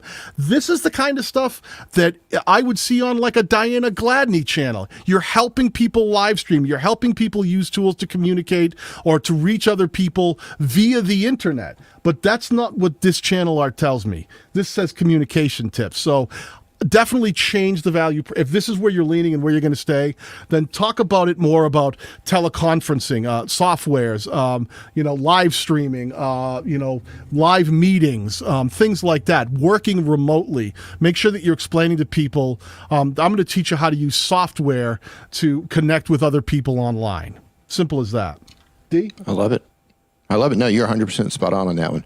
I had to step away. Somebody actually knocked on my door. Who was it? Is it collecting the rent? No, it's just kind of weird. Like I'm in an Airbnb and somebody just knocked on the door, and it was just, I opened the door and they looked at me and then they said, "Oh, lo siento," and they left. This is knocked on the wrong door. It happens. Yeah, it happens. Happens to the best of us. Were they masked or unmasked? Unmasked. Oh, yeah. Dang it. See the threat. Yes. He looked kind of like Santa Claus, though, so I don't know. No sack. A little bit late. No sack. Let's talk about this. This was the other one that we pulled up, theurbanastronomer.com. First of all, I don't mind that you have the urbanastronomer.com, but you're really, once again, you're pushing everybody right towards the website. The minute I get to your channel, you're going, welcome to my channel. You really should go check out my website. I would leave this stuff off. People will figure that out, that you have a .com. Put that in the description of your video someplace, and let's separate this because it's harder to read when these are all jammed together. The Urban Astronomer, and put a value proposition under here that explains what it is the Urban Astronomer is about. If I were to go to your About tab, it should tell me what this channel is about. I started this channel to share my experiences with telescope, but recently moved to creating and sharing astronomy. So it should be astronomy-related videos. So he I'm going to interrupt real quick. Yep. He says that website redirects to YouTube, but that's just like another step. Like you don't want to do anything where somebody's going to go, hey, what's going on here? Yeah, like, why you're going to send people off platform to bring them back to YouTube? You had them here. You had them here. So don't send them in circles and send them chasing. So yeah, I think that if your channel is all about all things astronomy or people who are interested in astronomy, then it should scream that. I dabble in lunar, solar, planetary. Now you've got astrophotography. So maybe it's more about astrophotography and not so much about astronomy, because that's two different things. Be specific what this is. The person who would be interested in this, are they interested in learning about astronomy, or are they more interested in learning about actually photographing, different constellations and planetary systems that you can actually see, or just seeing those photographs? Be really specific about what it is that the viewer would get for value out of this. Again, we've got uploads, popular uploads, content categories, past live streams. You got to speak to the viewer. You got to scream. You got to scream the thing that this channel is about. Yep. I get some of this like huge sunspots. It's showing sunspots, Mars and Moon live, kind of Jupiter and Saturn, the Great Conjunction, a lot of live stuff, beautiful moon. Is it just about watching these things? Because I'm confused. This is the kind of channel that I would say, I learned this on the news the other day, and maybe you'll tell me this is what this is. The Great Conjunction. I think that's what this is. Jupiter. Tell me if I'm right or wrong on the urban astronomer. I think this just happened in the news recently. I think so too. Jupiter and Saturn, something aligned. They're closer in proximity than they will be in our lifetime or in hundreds of years. It's like they've never been this close. So if you wanted to see them close in the sky, that would be this is the time to watch it. If you're the urban astronomer, those are the kind of video titles I want to see. Not Jupiter and Saturn, the Great Conjunction live, because I don't know what that means. Right. But Jupiter and Saturn have never been closer together, have never been closer in the sky, with an exclamation point. Right. And then you went with a black and white thumbnail where I would have said, give me color, show me the rings. And I would have been like, wow. And then maybe it did say the Great Conjunction, maybe if that's what they were calling it. But speak to the viewer who knows so little about it. They're just kind of peripherally interested, that this video comes out and goes, oh, a once in a lifetime event, kind of thing. Something that really screams, this is something you'll never see again. These planets have never been closer. That's what I want to grasp from this packaging of this video at a glance. And I'm seeing, the Great Conjunction that's cut off in the thumbnail by the timestamp. So I'm not even really seeing that. And then I'm seeing, Jupiter in conjunction Saturn, the Great Conjunction. It's not doing what you really needed to do. It's not screaming the message of everybody who's interested. This is a once in a lifetime event. These are so close together, you'll never see it again in your lifetime. You got to watch this. And I missed it. Right. Well, we might have had clouds that day. So, in general, just think about that. And again, you got a black background here. Man, is this background screaming? Not only you've got black, should be stars and the planets out there. Man, it's Space, right there. The final frontier. This is like the black hole of space. Let's get some. I would totally remove the .com, and I would get some space imagery in there, because you are completely missing. You want to speak to your audience not only through text, but through visuals as well. The entire packaging has to be correct on your channel. Yeah. It's all about packaging. Yeah. And then get that value prop. Figure out what that value prop is up here. Is it, is it all things astronomy, something like that? You're at your astronomy resource or something like that. Get that up here so that we know under the urban astronomer, something, make something in there that really screams to me, I get the urban astronomer, but reinforce it so I know, well, what is it? Is it for people who are interested in buying telescopes and learning how to use them? Is it people who just want to learn more about the sort of events happening in the sky? We have a really good friend, Christian Reddy, who's got a great channel that he just nails these kind of topics, Yes. He just kicks it out of the park. So think about just kind of really drawing this in, my friend. Get it really focused, so at a glance, it's keeping him here on the platform, and then and it's really got compelling and simple to understand packaging for that content that I see, and I go, oh, this is really cool. What, these planners have never been closer together? Oh, I'm watching that. I got to learn what's that about. Teach me about that. Daniel, you know what else I like to see when it comes to value propositions and what people put in their channel art? I think a lot of people get it backwards and they put their channel name as the biggest thing. But your channel name is the least important thing, right? Think about it from a viewer's perspective. They don't care what your channel name is. So when you put together your value proposition, when you tell people what your channel is about, make that the biggest thing, because that's the thing that matters to the viewer. The channel name matters to you, but you're not the one watching your videos. Right? So make sure that the packaging is there to where when a viewer lands on your channel, they're like, oh, okay. Because your name isn't that important, especially for somebody who just found your channel. So make it about them. Yeah, and listen, if I sound like I'm being tough on anybody here, I want every one of these channels to blow up. I want everybody in this chat room to do really well in 2021, because the better every one of you does, the better the platform performs, the more people get interested in YouTube, and the better it is for every one of us. I am a cheerleader for content creators. I want everybody to reach their success. 100%. So if I sound like I'm not, gilding the lily here, it's because I don't think it helps you. I'm going to say, listen, try this, change that, see if you can get that dialed in. And I want to give you actionable, and Dee does too, actionable advice that you can go home and go, all right, I'm on it. I'll go work on that right now. Yeah, one thing that you're going to get from both Daniel and myself, you are going to get tough love. So because that, if we just kind of handle you with kid gloves or kitten gloves, whatever you want to call them, that's not going to help you. Yeah. We want to be direct, let you know exactly where you can improve, because we want you to succeed. We want everybody in here to succeed. Right. And sometimes in order to do that, we have to tell you things that you might not want to hear. Yeah. And it doesn't mean, and listen, and don't take, if there's something you're not. I love you. Daniel doesn't love you. I love you. Throwing me under the bus. And listen, if just because you're not doing something now doesn't mean that you've failed. I mean, these are all, we're all, every one of our channels, including my own, we could pull up and find mistakes and flaws and things that need to be worked on harder and improved upon. So the idea here is we work together as a community. We all talk to each other. We have people that we can reach out to and go, what do you think? Am I close? Am I getting there? And get ideas of where we can improve, so that all of us together as a collective, we're a community. That's what we're here for. We're here to help each other. And get perspectives on things. And sometimes on my own channel, I'll see something in someone else's channel immediately that I missed on my own because my nose was so pressed against it. I go, how did I miss that I was making that mistake? And Dee will be like, hey, have you thought about doing this a little different? I'm like, oh man, that's what I got to do. Yeah, I think you're doing all right. How are we doing for getting? Yeah, well, I'm getting there. It's been an okay year. I'm not complaining. Let's get another question. Dee, get up. Dee, give a question into the chat. Let's see if we can pull up another channel. Okay, this is going to be simple. And this, if you've been on YouTube for a while, you're probably going to know this one. But if you're just getting started, this might be a little confusing. Who or what does the YouTube algorithm follow? Who or what does the YouTube algorithm follow? First one to answer that one, we're pulling them up next. Who or what does the YouTube algorithm follow? I'm staring. Boom, Farmstead Smith, the audience. Yep, there absolutely. What does that mean, Dee? What does that mean, the algorithm follows the audience? Right. Okay. A lot of people are just completely mystified by the YouTube algorithm. And you hear things like the algorithm is holding me down. The algorithm doesn't like me. The algorithm is so hard to figure out. I don't understand the YouTube algorithm.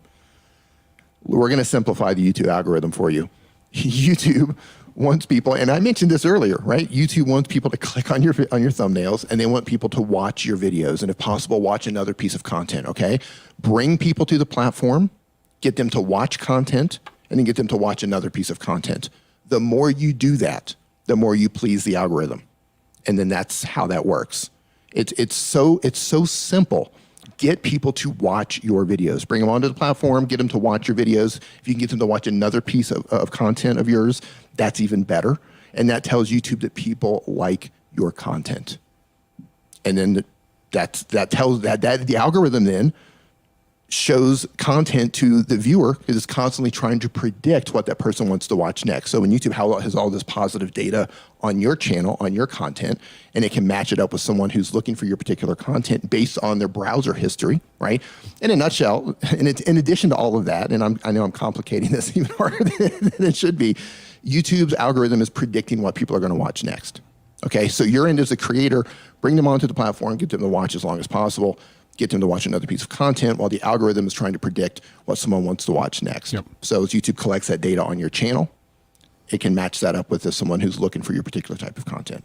I probably overcomplicated that a little bit. You didn't. You nailed it. It's really, people get it backwards. Some people think if my content was recommended more people would watch it. And it's the opposite. YouTube is always recommending your content. Every impression is a recommendation. If that's 5 impressions, 10 impressions, go to any part of your channel, you will see that every one of your videos has impressions. And it's the opposite. If the viewer chooses to watch it and watches it more, that's when YouTube will start recommending it more, not the other way around. So always aim for the audience first. Aim for that audience connection. I've got Farmstead Smith's channel there. You can pull it up if you want. Yep. Boom. What do you think about this one, Dee? Farmstead Smith, beekeeping, animals, and more. I love that there's that mountain range going on in the background. It really gives me a vibe. I love that it's she's got her in the channel art there. I would maybe like to see some animals up there, but if not, I would be okay with it because she does have beekeeping, animals, and more in there. Yep. I might take it a step further and make that yellow. Beekeeping, animals, and more. I might make that yellow. Yep. Just to make it stand out a little bit more. But otherwise, I'm digging it. It's clear. I think it kind of speaks. I might want to. I might want a little expansion on this. The and more to me is just such a nebulous term that I probably would have taken and more out, and I would have increased beekeeping. Is it farm animals? Because it's farmstead, right? So you know, beekeeping, raising animals, and farm life, and farm life, you know, homestead living or something like that. Yeah. And lose the and more because it doesn't really give you anything. And I also would say the same thing. You know, welcome to my channel. Great, subscribe. I love that. Now go to Twitter. Now go to Facebook. You know, I now go to my Spreadshirt shop. There's nothing wrong with that. It's just, I think when you're under 2,000 subscribers, which congratulations on 1,400 subscribers, it's hard to grow a channel. Yep. For now, I would probably leave that stuff for in the descriptions of your videos for people who are really invested. The goal number one is let's get them to know who you are, and we're just trying to win a click. Let's get them to click something and hopefully watch it. Let's worry about trying to get them to aware of the fact they can find you other places. Let's save that for the deeper dive stuff. Let's make sure that right when they come to your channel, subscribe. We want you to subscribe. Maybe even put a big arrow up there that points to it, you know, that sort of says, maybe you could say subscribe up here and do one of those for people who happen to catch this on desktop. Yep, I agree with that. I like that there's some featured content here. Welcome to Farmstead Smith. So you sort of have a piece of content that's here for a new visitor.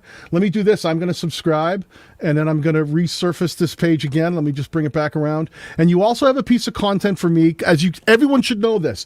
You can have 2 different pieces of featured content. You see what happened? Once I subscribed and I reloaded the page, a different piece of content was served to me because YouTube now knows that I'm viewing this page as a subscriber as opposed to just a new visitor, which I was moments ago before I clicked the subscribe button.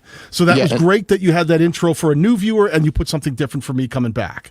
And I want to add some strategy to that. So, and by the way, if you're wondering how you actually get to this, you go into YouTube Studio, and then over on the right-hand side, you're going to see an option that says Customize. And then you're going to be able to build out your homepage and add these videos for people who are not subscribers and people who are already subscribers.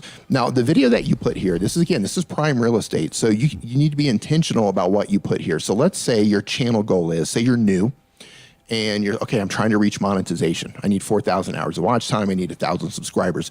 You can go through and you can look through your analytics and you can find the videos that have brought you the most subscribers or the most watch time, and you can put that video, identify that top performing video and put that there, okay? And put that there for people who are not subscribed to your channel yet. Or if your channel goal is to make money, you could find the top performing video that you make money with AdSense or through affiliate links or whatever, and you could put that there. So be intentional, be very strategic about what you put in these places, because this is prime real estate, both for people who have not subscribed yet and for returning subscribers. So think it through about what you want to put here, because if it's to make money, if it's to get more watch time, it's to get more subscribers, if it's to bring attention to your course, if it's to highlight something, highlight your business, put that there. Right, and that intentionality, when we were looking at this as a new viewer, you had something that kind of explained the channel. I have nothing against trailers. I think they can work, but I think a lot of times, who wants to watch the commercial? Give them the show. So I agree with Dee. Like if you're a new visitor, hit them with something right off the bat that's really strong example of the kind of content that you make that shows in analytics that has a high conversion rate, and go, this is a really power hitter for me. I'm going to lead with that thing that does well for the channel. Let people know exactly what I do with that piece of featured content. I'm looking at this right now. I hit the subscribe button, and now I'm looking at this as a subscriber. Think about this. Why would a subscriber come back to your homepage of your channel? Why would they do that? Someone who's already subscribed. I always say the highest probability is most likely they're going to see another piece of content of yours. Like, what else do you have? So a really strong video that probably already has been recommended on the platform, I don't think is the best choice for a returning subscriber. I would say if I'm a new subscriber, maybe I didn't get the notification. Maybe I wasn't on YouTube yesterday. You launched a new video. There was a notification, but it got swamped by 18 million other notifications. So I went, hey, I like that Farmstead Smith channel. I wonder if they have a new video out. I would tell you, you've got a video from 2 months ago. If I'm a returning subscriber, give me something new. Give me something I may have missed. Give me something that was a video that you think underperformed, that never got surfaced in the way it could have, but you think is a winner that you've just re-optimized and made new packaging for. Be intentional. Hit me with something here that I want to see. I already have subscribed. I've already clicked that button. So give me something that you think I might want to see as a returning subscriber. I love that. One of the things that I do, because I've got my channel to where I want it to be right now, so I'm not trying to build up watch time here, is I also use this to draw attention to sponsored content. Because obviously you want to perform well for your sponsored content, so I use that to highlight. And if we work together for a sponsored video, I'm going to put you there because I want to bring as much attention to that video as possible. Yeah. And I'd say the same things here. Let's get rid of uploads. That doesn't do anything for you. I like there's beekeeping. I wish there was a little bit more to beekeeping. What about beekeeping? Yeah. Are you teaching people? Are you showing people just beekeeping? Are you teaching them tips, tricks, and techniques? Are you teaching them the beekeeping 101 for beginners? Like, let's make sure that when you build playlists, think of it just like you would a video title. Would you title a video beekeeping? Probably not. You do something more compelling. You do something more optimized. So treat your playlist titles and descriptions just like you would a piece of content, and make sure they're super compelling, and get those strong ones up top. Get rid of uploads. Start here, best of Farmstead Smith.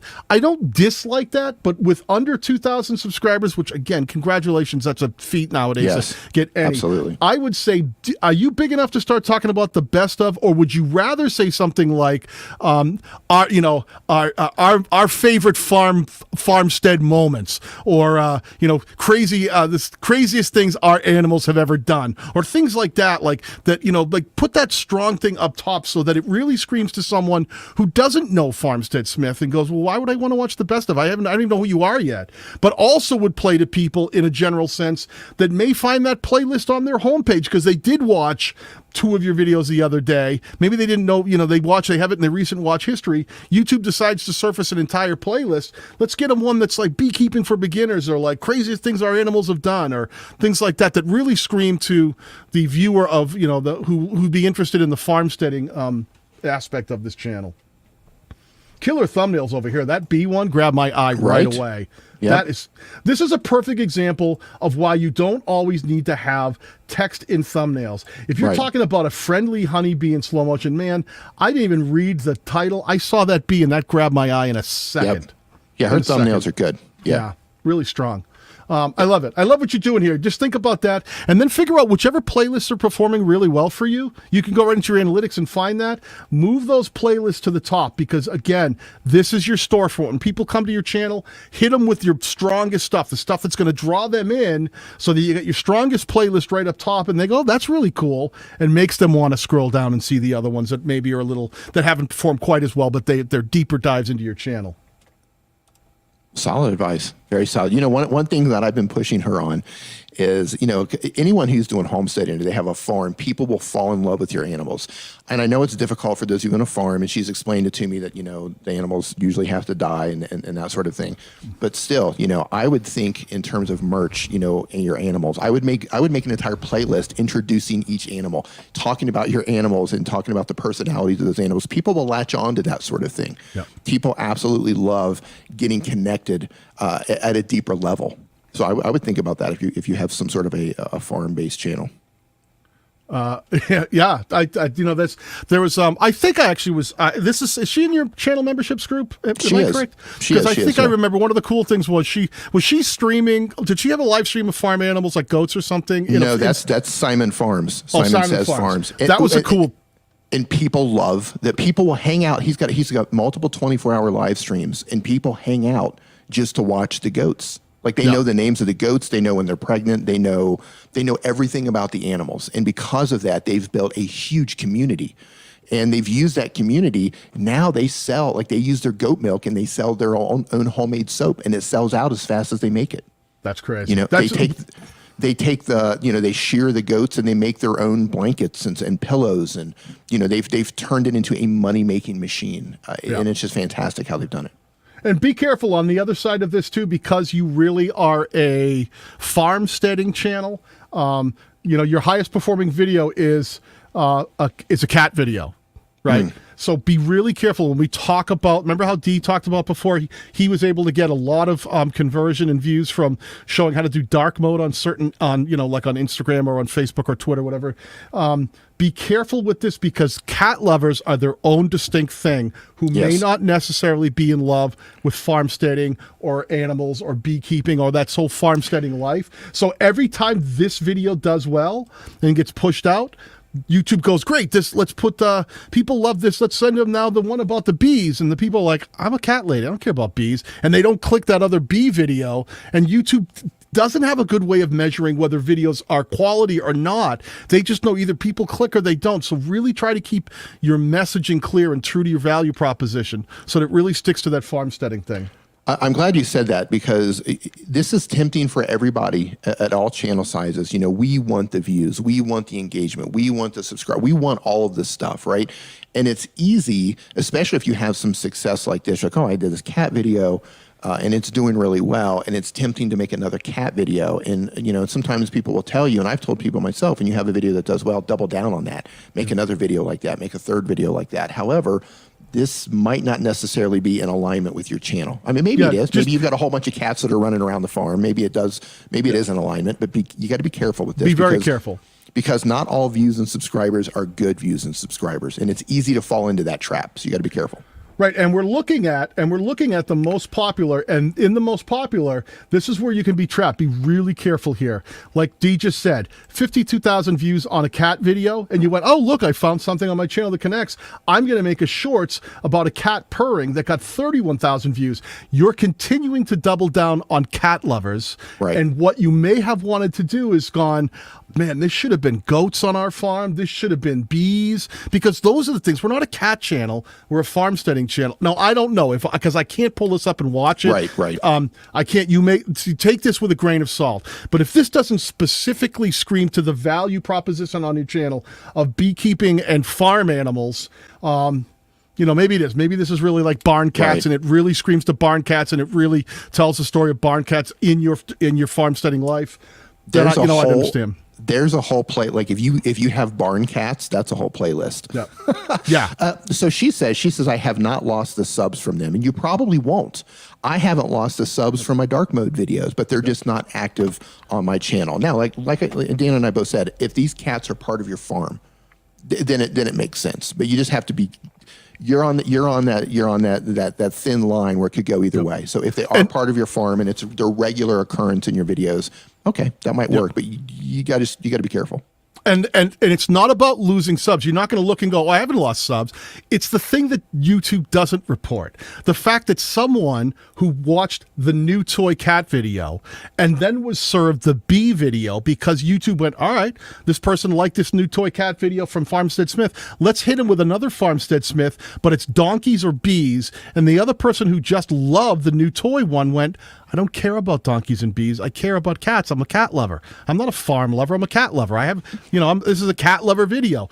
And YouTube doesn't report to you those numbers saying, oh, this many people chose not to click this suggested video or this recommended video. It's all about being in alignment. So when you're trying to grow a channel quickly, that alignment is more important than I can tell you. And I've got plenty of people in my memberships group that I've worked with that they wrestle with it because they have a few videos on their channel that aren't really true to the value proposition. And they go, I don't want to shut those off. They're driving a lot of views. But I've got one of the creators I worked with was John from Motivation Theory Running, where he had some stuff on his channel, and he said, John's great. He's great, but his channel kept just sitting flat. And he's like, Daniel, what am I doing wrong? So come to the group, we'll fix it. He came to the group, and what we had to do was have him unlist stuff that really wasn't true to his value proposition. He had been flatlined for over a year. I remember that. And it was this huge dip in his views because he unlisted the videos. And then immediately thereafter, he doubled down on content that was true to the value proposition. And he went, oh my God, you saved my channel. He's driving 10x, 20x views now in the last couple of months just for fixing that mistake. And it's all about making sure that your content is in alignment. And again, this may be, but from the outside, Benji the cat gets some new toys, doesn't scream to me the farmstead living. So make sure you're always trying to incorporate those things. Or the kitty purring, make sure it screams farmstead life, farmstead living, beekeeping animals and more, and not cat lover. Okay? Just be careful of that. And choices in life, it always comes down to, do you want donkeys or do you want bees? Yeah, you just have to make sure it's that thing. It has to all fit the value proposition, fit, right? Yeah, and it's hard. And it's. You want to throw another question out there? Do you got another question in you? Yeah. Let's do another question. Let me see here. Hey, Tommy Bernard, how you doing? Nice to see you in here. Let me go here. Let's think of another question. I'm trying to think of another question that is YouTube related here. Okay. This is a very simple question.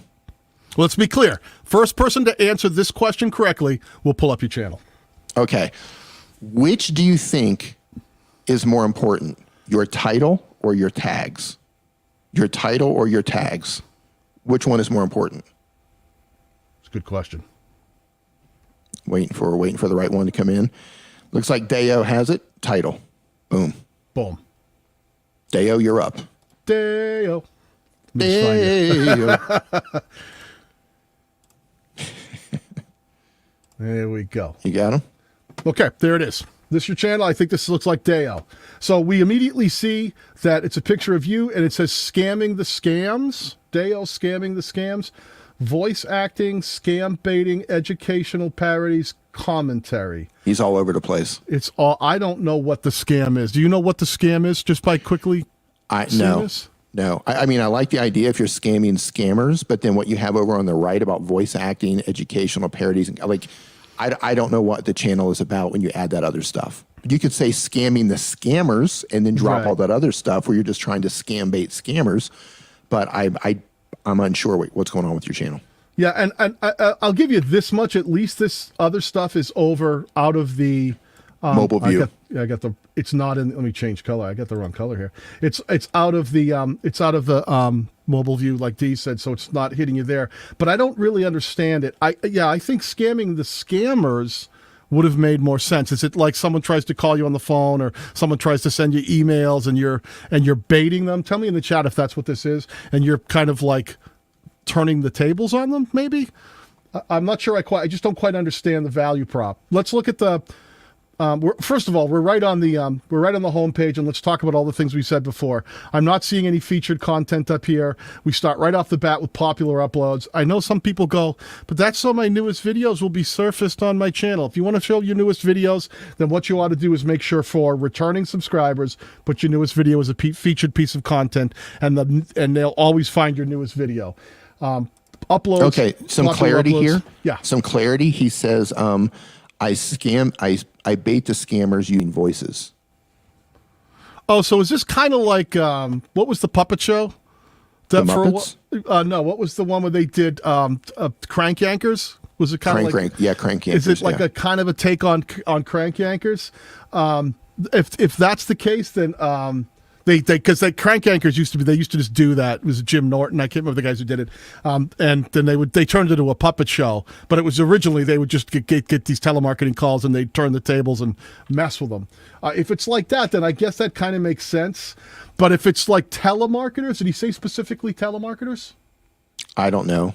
Here's what I would do. Channel art and clarity. I would lose all that stuff on the side, and I would put scamming the scammers. Yeah. And if it is stuff like you being on the phone, if it's telemarketer scammers, or, like do something, you just standing there, I think it's cool to show who you are, but there can be some action involved. You could be like laughing on the phone or pointing at the phone if it's that kind of thing, or something that really screams that like people who call you or email you or something like that. Something that really screamed that out. You've got no featured content. Let me see. CRA scam calls. The fake CRA, Canada Revenue Agency, scam calls have recently started. I call them back and prank to expose them. Okay. So you're doing some callbacks and exposing people. There's some views here. I don't know if all these views are organic. If they are, then 2 years ago, you got 15,000 views. So some of these things have connected. Are you based out of Canada? Is that what? Wow, huge problem here. If you're based out of Canada, that would make sense what the CRA is. I specifically don't know what that is. But make sure if you're using CRA that people know CRA instead of it might be more important to use Canadian Revenue Association. Let's talk about these thumbnails. Let me tell you something, people. Wow. I love consistent thumbnails, but I say this all the time. These are identical. If someone watched this video and then the next day got served that one, and the day after they got served that one, and 2 days later they got served this one, I would be looking at these going, I already watched this video, and I would never click it. Yeah, here's the thing. Don't get lazy on your shorts. Don't get lazy on your shorts, because here's what happens. And Daniel and I are going to talk about that this coming Wednesday on the TubeBuddy channel during the live stream. It's going to be an hour long. We're discussing shorts strategy and the best ways to use them. You don't want to do this. You want to treat your short. One, it has to be a short that actually can live on the short shelf as well. So it has to be able to, get people's attention. But on the other hand, it's also a piece of content that lives on your channel and will live elsewhere on the platform. So make sure you add your descriptions. Make sure to add your pinned comment, your card, your end screen, and make sure to make a thumbnail for it. Don't get lazy on your shorts. And we're going to go into all of this, the details of this, this Wednesday on the TubeBuddy channel. So make sure you check us out over there. Don't get lazy on your thumbnails in general. Look at all this. There's so many replicated thumbnails that I'm seeing repetitive in here. I don't know what would make me, if I see this clickbait one is over and over again. I see this one here, this infecting medical it's over and over and over in part 5, part 6. If these are parts, okay, that's cool, but they're the exact same thumbnail. Without seeing the little red line underneath for having watched one, I wouldn't know if I'd already seen it. Make sure that these jump. You have to understand. Don't hit some people with something that would potentially push them away from watching your video. Let's make sure that each one of these things stand on their own. And if they're part of a series, they still should have a different thumbnail. They should still come at things at a different angle so you can distinguish one from the other. Yep. Yeah. I mean, overall, let me see. You've got, I don't know if the views are organic. You've been pushing shorts lately. One of the things I would probably tell you is Dee and I are going to go deeper into this. We won't talk a lot, but make sure that if you are making views, that you use them if you're making shorts, that you push them in a way that do effective things on the channel. I'm looking at your shorts a week ago, 144, 309, 179. Look at the traffic sources on your shorts videos. See where they're driving traffic from, and if they're not driving traffic from the short shelf, if they're being surfaced in suggested, browse, search, other places like that, or being found on your channel page, that's where these things are super important, that they stick out, that they can be distinguished by the type of thumbnail that are clickable, because on the short shelf itself, you're not going to just see that thumbnail, you're just going to see the video start playing. But if they're going to be found somewhere else, and all of this matters a ton. So be really specific and intentional about the way you put these out. Yeah. Focus. Get the messaging clear here. Make sure we understand what this is, and you'll be able to grow this faster. Let me do one other thing. Did I order these by most popular? Yeah. So here I can see what you did. if these are organic views. It's hard to tell, but you got 22,000 views. Let's say these are all organic. Infecting scammer with numbers, bacteria. Angry female scammer loses her mind. All right.